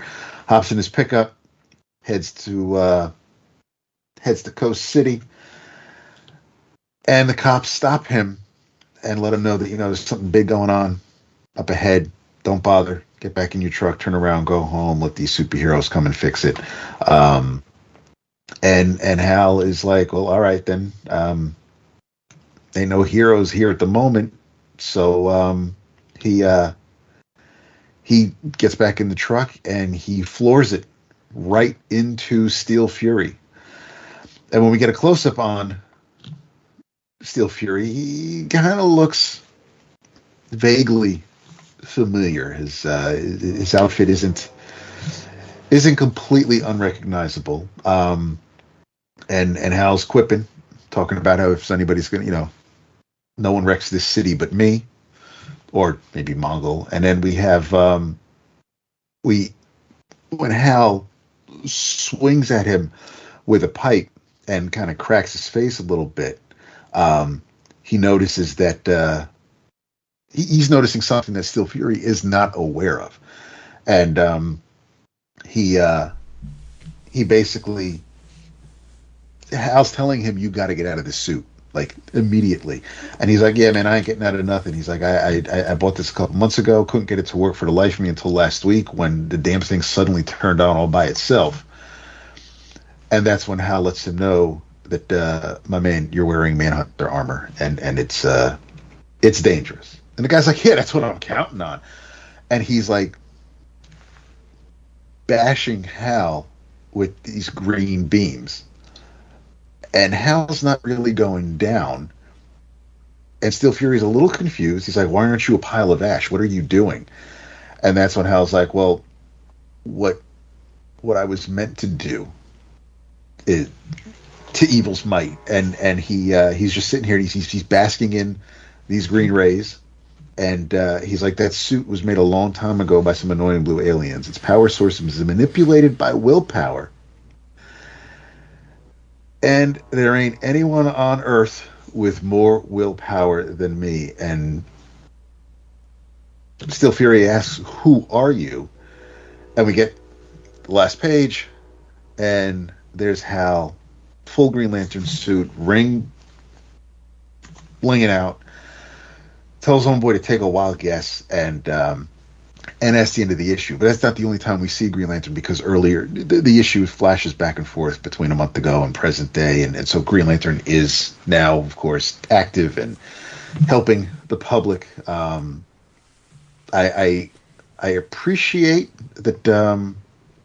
I got to nerd out a little bit, because if Hal is kind of going rogue, for lack of a better term, and isn't part of the core, then he pretty much, I guess, wouldn't necessarily take his rank with him. So his outfit, because he is missing the green across the shoulders, wearing like the original rookie year one outfit, that that was pretty fitting for this particular story, since it is kind of like a reboot or a new beginning. But I was happily surprised with the issue. Hal's having conversations with himself, thinking he's talking to Kilowog. I mean, he's not going crazy or anything. He's just kicking it down here on Earth, talking about how Kilowog's probably, telling him kind of a losery ish like that. But yeah, the issue also has a backup story featuring Jon Stewart, and there's also a part of that story also includes a old Guy Gardner. I mean, man bun, beard, gray in the beard, actually white in the beard. Talking about like basically protecting this battery. It's kind of a weird story. It's written by Philip Kennedy Johnson, artist by Montos, colors by Adriano Lucas. But yeah, I didn't know what to expect with the backup, but that's not what brought me here. But for a Hal Jordan Green Lantern comic, I was content. I was like I said, happily surprised with it. I will be checking out the second issue, because I know he's a space cop, or he's always pretty much been a space cop, but I'm kind of partial to Green Lanterns on Earth, especially thinking about the Green Lantern Corps, which basically number 201 out of the Green Lantern series, and that's when you had half a baker's dozen chilling up in the Pacific Northwest, and it's just, this is comfortable. I haven't read a lot by Jeremy Adams, but he seems to know the character, and yeah, I'm here for it. It was just another solid first issue in a line of solid first issues that I've read recently. So I'll definitely be checking out the second issue and see where we go from there. Hot cha. Hot cha. Hot cha. Nice. It's good when you're happy. It can be. Yeah. You get stuff that you like, why not? Right? Yeah.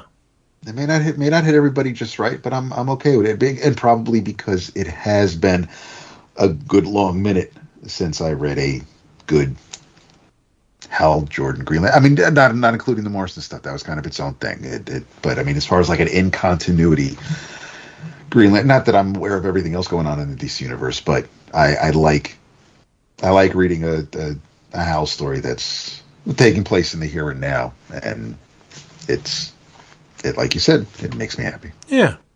Yep. Jason. Is he here? Did he go pee? Where is he? No, I'm here. What's up, bro? We're going to plug that continuity in now. Ah, there we go. Nice. Yeah, I'm going to say it. You're going to scoff at it, but I don't really care.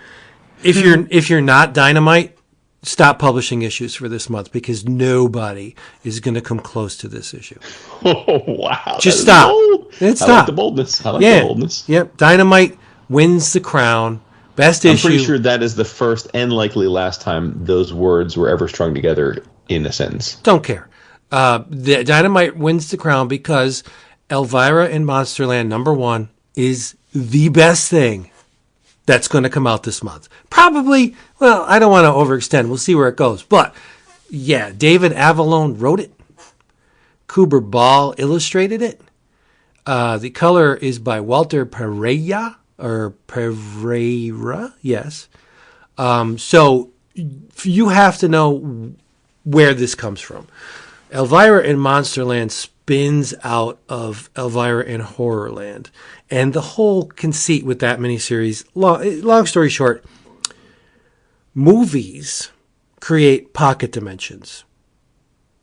And there's a multiverse of movies.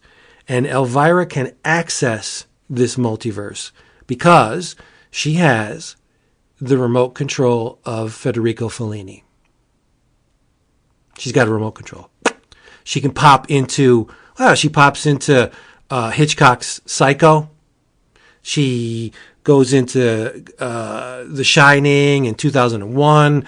She shows up in Ridley Scott's Alien. There's a bunch of David Cronenberg movies towards the end of the miniseries. Videodrome, Scanners, The Fly. So Avallone has invented this mythology. It's kind of like Chaos and Order in the DC multiverse, where you have a cosmic organization called WOW, WOW. It's obviously an acronym, and it stands for Watchmen Over World Space. They hate chaos. They eradicate chaos whenever they find it. On the flip side, Elvira is aided by a man called Agent Grant. And he's an interdimensional space-time cop. Who does he work for? Nova Zone Express. And he's modeled after actor Peter Weller. Are you doing the math? You seeing how this balances out? Mm-hmm. Peter Weller, Naked Lunch, Nova Express. Avallone has tied the Elvira mythology to the work of William Burroughs. It's insane. It makes no sense, but it's completely insane because there are sections of Elvira in Monsterland where she'll look at Agent Grant and say something about, you're familiar with drugs, or you never done drugs, and he looks at her and gives her this shit-eating grin. Peter Weller in Naked Lunch is Bill Lee, who is an analog for William Burroughs, who was a junkie, but in Naked Lunch, he gets hooked on bug powder. He's an exterminator and gets addicted to the bug powder he uses to kill the bugs. There's bug jokes in this book. Like, my head's going to explode. You tie exploitation and horror films into William Burroughs? Shut up! Just stop. We're done. The world is over. It should be over because art's not going to get better than this, right? This story is called It's a Vlad World. That's clever. That's clever. Here's the deal. The plot. It's more tightly focused in Horrorland. Vlad the Impaler, the dude, Vlad the Impaler, who's Elvira's archenemy, by the way. And she has slapped him down on more than one occasion. She's a pest to him. Blah, blah, blah. He's his it's her archenemy. Somehow, Vlad the Impaler has gotten his hands on Fellini's remote. And he's popping through movies and shows, recruiting Draculas to aid him.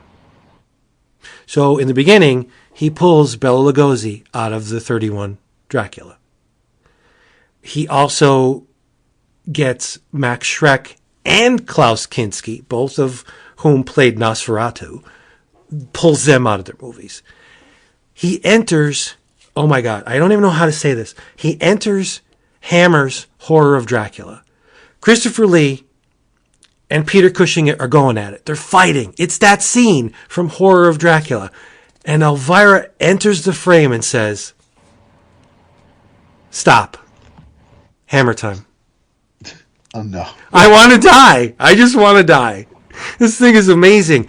Vlad then grabs Janos out of Kolchak the Night Stalker. Who even remembers Kolchak the Night Stalker? Like, current crop.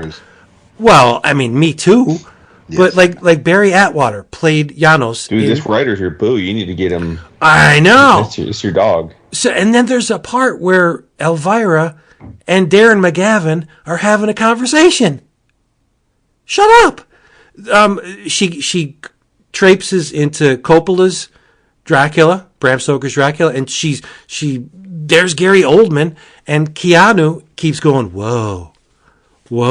And Elvira's like, what are you doing? He's like, shut up, made me $1 million.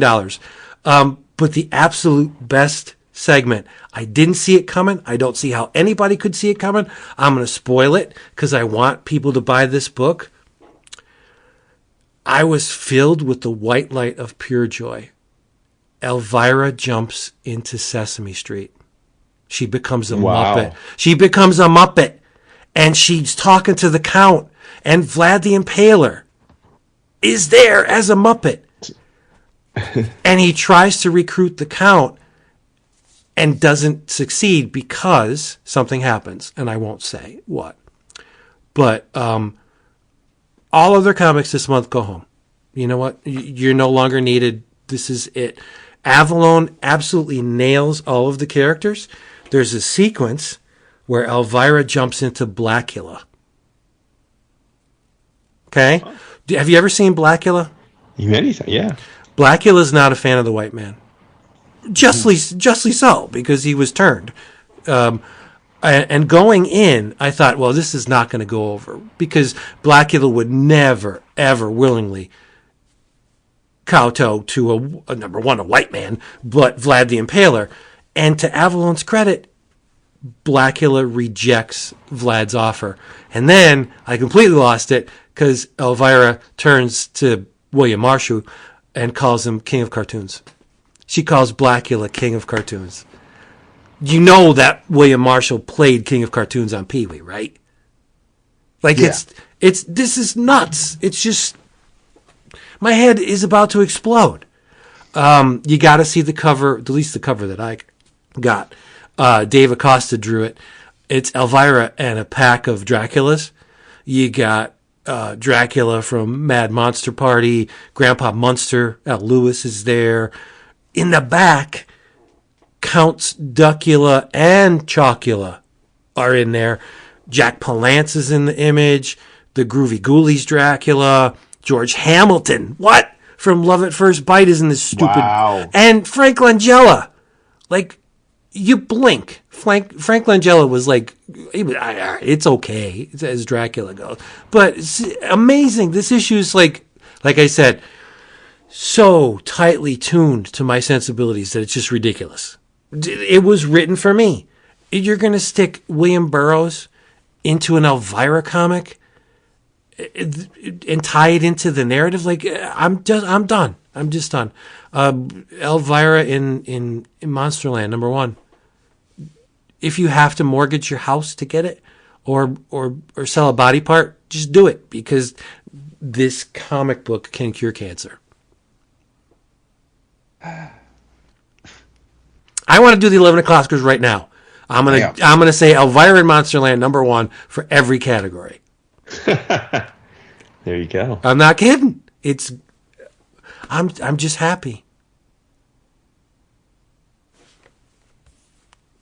Obviously, it's a lonely happiness, but I don't care. Oh, I didn't get to read it yet. Dude, but Peter yeah. Weller. It's Dynamite, so I only read Dynamite when coaxed into it. Like I don't pre-order Dynamite. But Kewber Ball's art is great.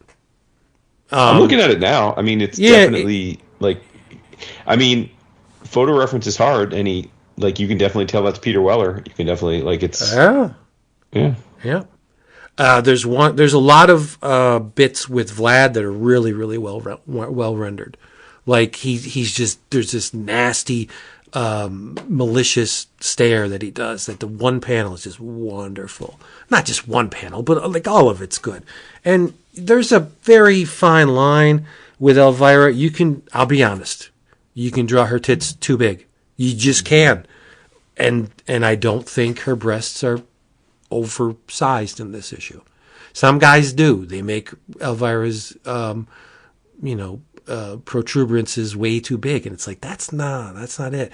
Oh, and she's got a magic dagger. Okay. That can pop Vlad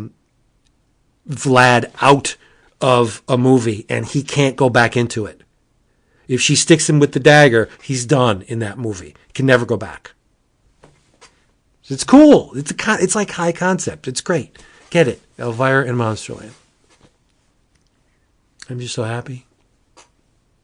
It's definitely bold to bring the beats into a comic. We don't see that very often.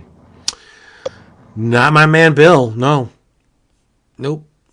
And she calls him RoboCop. He doesn't get it, but she calls him RoboCop. Right. Yeah. Yeah. Yep. It's just it's so funny. I like the one-liners are just good. There's one I was like, did you really do that? There's he's showing her how to use the portal, and they go to this place, and Elvira says, "Holy Jack Kirby!" So all right, bonus points. But he's showing her the portal, and he's like, "Come this way," and she's like, "If I could, you know what? Never mind." Like that's risque as hell. Come this way. Mm-hmm. It's so good. Love it. Just get it. Yeah, but don't be sad if everything else you read this month sucks in comparison. Is this a mini, I assume? Yeah, they're all miniseries. Yep. They'll do a 5-issue arc and then do another one that's, and to Avallone's credit, like all of the miniseries, a good chunk of them have been connected. So, yes. They mentioned the Vincent Price one in this. They mentioned Horrorland. She went to hell at one point. They mentioned that because she pissed off Vlad the Impaler. Yeah, it's all connected, and it's all wonderful. Done. I'm done. Love it. Yeah. In your travels, read Elvira and Monsterland. All right. What else hey, everybody. Let's check the clock first before I damn us to exit. No. That's good. Hey, everybody. Thank you for being here with us. Remember, if you want to get your trade paperbacks, Omniboo, manga on the cheap, where do you go? Tell them. Cheapgraphicnovels.com. Cheapgraphicnovels.com is the maximum truth. Go there, buy stuff, save, and when you receive your order confirmation email, you will reply to it, is what you're going to do. And you will say, hey, I was referred to you by 11 O'Clock Comics. I want free shipping on my next order. And they'll be like, well, let it be. Let it be done. And that's what's going to happen. Cheapgraphicnovels.com. Check out our Patreon, patreon.com/11 O'Clock Comics. And,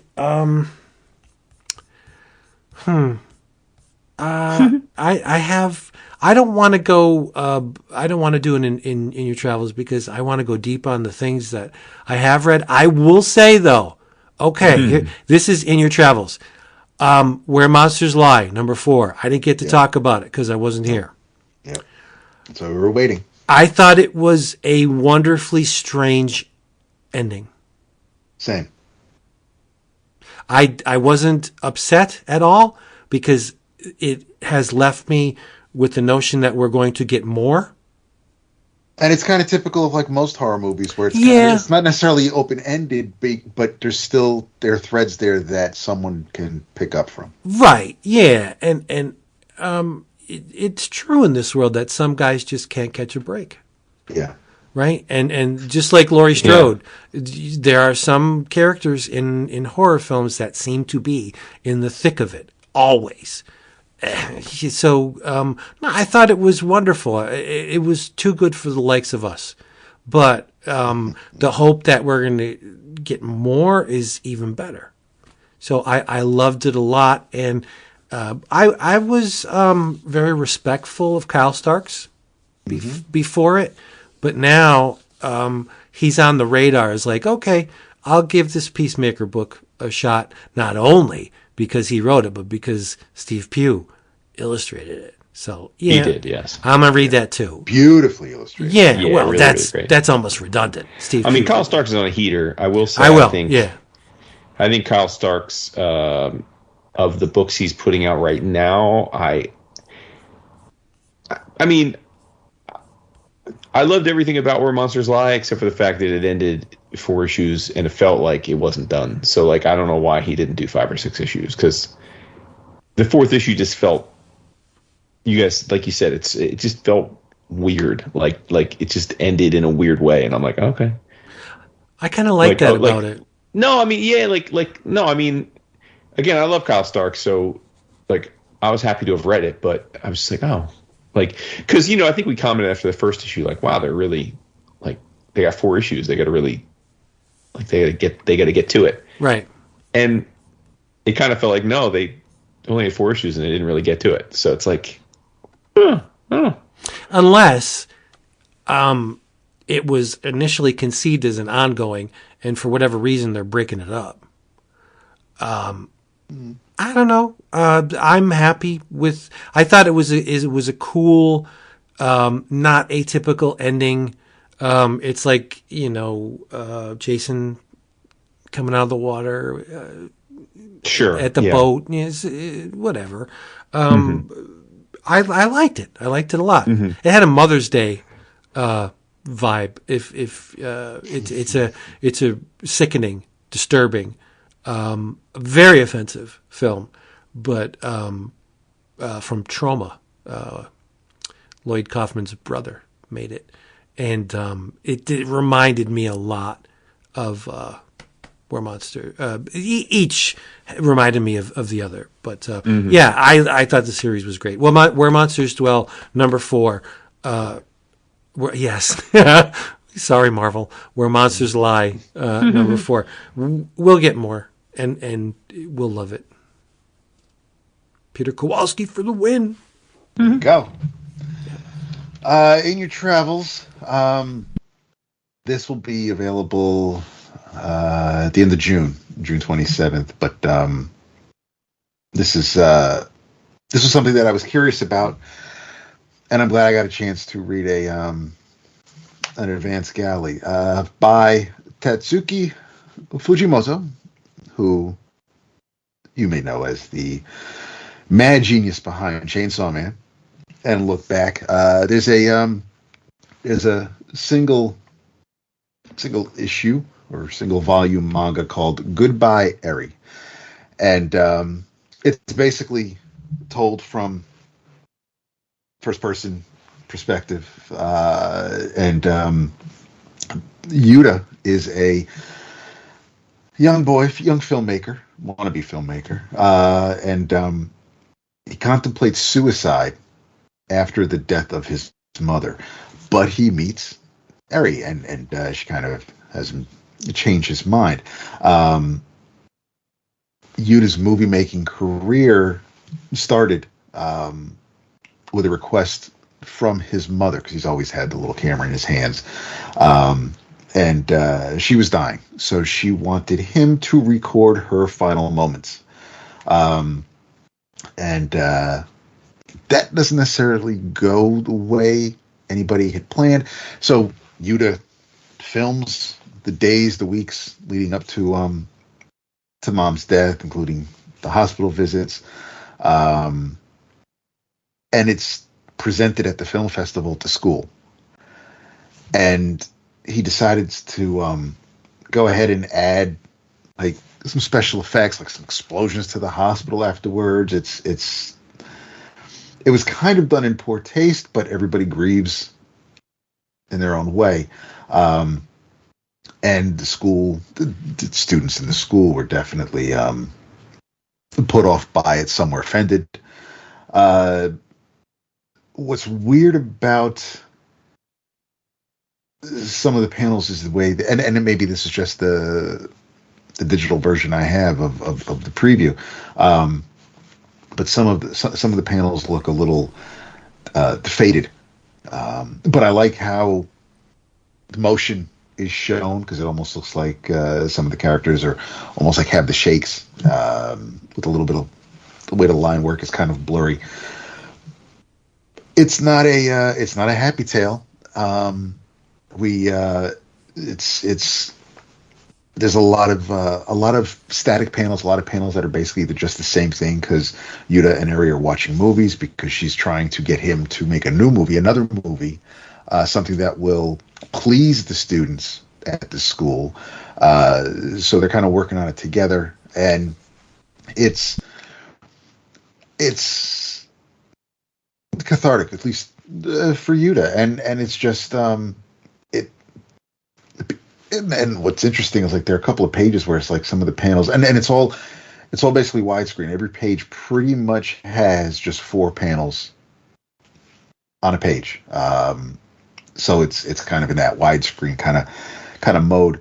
But there's some panels that are just like completely black, and it's obviously designed to delineate time passing, but it is weird to just kind of flip through some pages of just the same panel over and over again. But again, it serves its purpose. But if it's nothing like Chainsaw Man, it's definitely mellow. It can be morose at times, but I wanted to read something else by the guy who was doing a manga that I absolutely a massive fan of these days, and it didn't disappoint.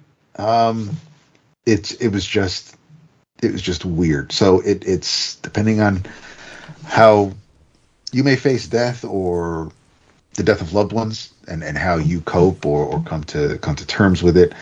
You might be able to see something in Yuta's reaction or his father's reaction. But it was interesting. But it'll be available June 27th from Viz. Goodbye, Eri, in your travels. Respect. I want to, in your travels, remind everybody that, we talk about a lot of things on the show, but we got pretty good taste, y'all. We really do. And I got to say, the 2023 Eisner Award nominations came out this week. They did. They did. And it's like a veritable EOC episode recap. A lot of the books that got love we covered on the show. Yeah. Shout out to Zoe Thorogood, who got 5 goddamn nominations. And still not enough. 5 nominations, y'all, which is incredible. But so in your travels, I'm just going to read off a few of the books that got nominated that we talked about. Well, first of all, I'm going to start with this because, Dap, are you beside yourself at Star Trek getting multiple Eisner nominations? That's got to be a first. It absolutely boggles the mind. So we've got the Batman One Bad Day stuff, which you discussed. We've got the Star Trek, which, of course, we, Dap, discussed. We discussed every nomination for Best Continuing Series. Daredevil, Department of Truth, Philadelphia, Nice House on the Lake, Nightwing, and She-Hulk. We discussed every Best Limited Series nominee. Animal Castle, One Bad Day, Human Target, Miracle Man, Superman Space Age. Best New Series, Love Everlasting, and Star Trek. Another Kelly Lansing book, by the way. Kelly Lansing are really on the come up. Oh, yeah. Between the Trees, early readers nomination. Clementine, of course, we all loved Clementine, book 1. Dual Power Bomb, DWJ, what up? Wash Day Diaries, all best publication for teens. I Hate This Place, which Dap and I we didn't discuss tonight, but number 8, which I believe to be the final issue. Yep, just finished up. That was nominated for Best Humor Publication. Best Graphic Memoir. Gotta give the Oscars. I love how they just change the categories up each year to fit whatever books they want to give awards to. It's fun. Ducks and It's Lonely at the Center of the Earth, of course, our consensus book of the year this past year. Night Eaters and Ultrasound by Connor Stechult, 2 books we adored. May's book, One Beautiful Spring Day, Woodring's book. Parker and the Martini Edition, Super Spy Deluxe Edition, all books we've covered in depth in some form or another. Chivalry, one of Dap's favorite stories of any kind in any form ever, got nominated for Best Adaptation. I know you'll be rooting for that one. Always Never, Dap. Always Never. Yes. And Black Sad.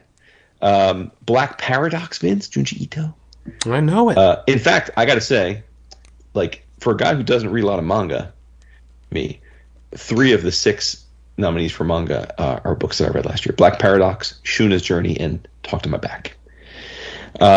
Best Writer, we've got, of course, Tom King, good friend of the show, and James Tynion, which we've talked about pretty much all of each of their books that they're nominated for. Best Writer Artist, got Kate Beaton, Junji Ito, and Zoe Thorogood. All amazing. Man, that's tough. It is real tough. I'm saying. I know. I think I would be rooting for Zoe because Ito's got, he's more likely to win it in future years.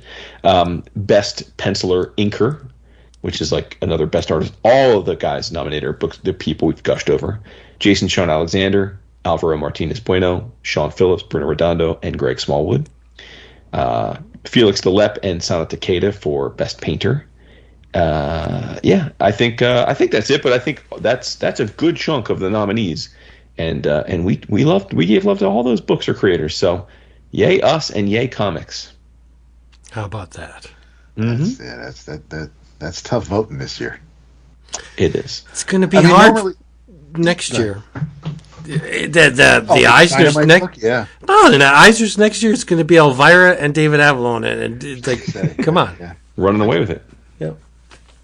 I mean, normally there are plenty of years where you look at the nominees and you're like, well, that really may not have a chance of winning, and you kind of just know which ones are really that they're angling towards. But this year's tough.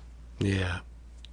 And I mean, and any one of them in any of the categories, anyone that wins is obviously worthy of it and deserving. But I mean, it's crazy to try to vote on which one's someone's favorite out of those nominees. And issue 9 of I Hate This Place will be available the first week in June, so it's not done yet. Oh, it isn't? Yep. God, 8 felt like a finale. New Arc. It kind of did. New Arc. Yeah. Yeah, no, okay, interesting. Yeah, okay. I'm here for it. That's good to hear. I assumed I just read the final issue. Well, there you go. Yeah. Hey, everybody. Thank you for being here with us. We hope that you come back. I like Shatner. I'm infested with the Shatner. We hope you will come back next time because... Book of the month. Yes. Book of the month, I hope. Next time. Mystery Theater. Yes, 4 issues. Rest in peace, Guy Davis. How's it feel to be an asshole? I don't know. Ask Jason. Yeah, you need to ask me. Yeah. Book of the month, Tarantula, Sandman Mystery Theater. Next time. In the meantime, go to a comic shop, buy Elvira. Love your loved ones, pet your pets, eat some good old food, and say goodnight. Be excellent to each other. Got to do it. I don't want to use the warden again. I use the warden every week. Oh, snap. Well, while we're waiting for Deb to say goodnight, David, I almost forgot to mention that I had the great pleasure of being on the Comics Discourse 114 podcast on Tuesday. Mm-hmm. Yes.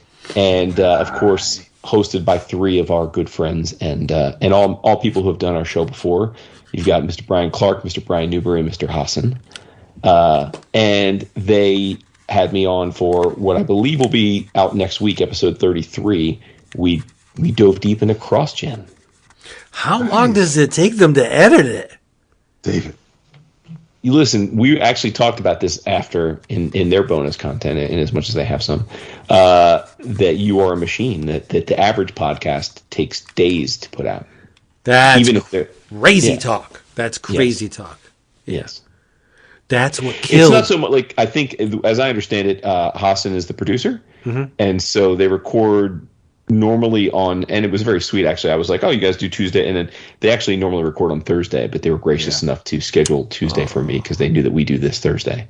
But they normally record Thursday, but then Hassan, because, of course, he's a very busy corporate man with an important corporate job, can on Saturday usually take time to edit and get the episode right and publish it. So that's why they put it out. I think it comes out.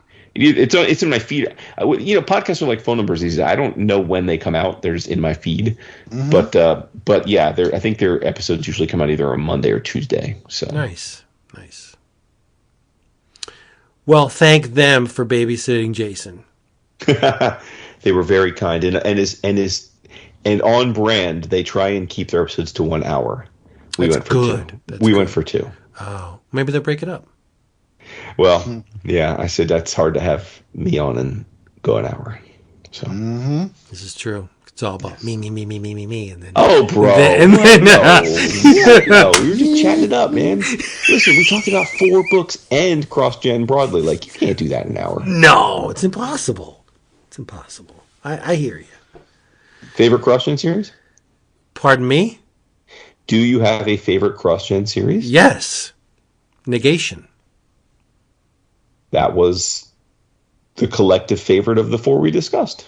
Yep. It's a fantastic series. If I had to pick second favorite, wow, that's tough. For me, it's Rune, Mystic, and Scion. Rune or Ruse? I'd have to go. Ruse, sorry. Yeah, Ruse. I was going to say. Ruse, Mystic, and Scion, yeah. I was going to correct you by saying Ruse, but. Yes, Ruse. Wow, you like Ruse? That's pulpy as hell. But you know I love Sherlock, Detective though. story. Yeah, I love Sherlock. Yeah, it's true. And it's the whole moonlighting. Yeah, precisely. Yeah. Yes. All right. Hey, everybody. Well, good for them for having you, teaching you how to do podcasts. Everybody, come back next time. We love you. Bring a sandwich, or we'll have one. It doesn't matter. Tell them you love them. Love you. I'm feeling pretty warm to them this week. That's good. Yeah. What a guy. It's like doing public service. It's like picking up garbage at the side of the road. we're just trying to help. We're doing the Lord's work. Yep. Doing the Lord's community work. Yes. Yep.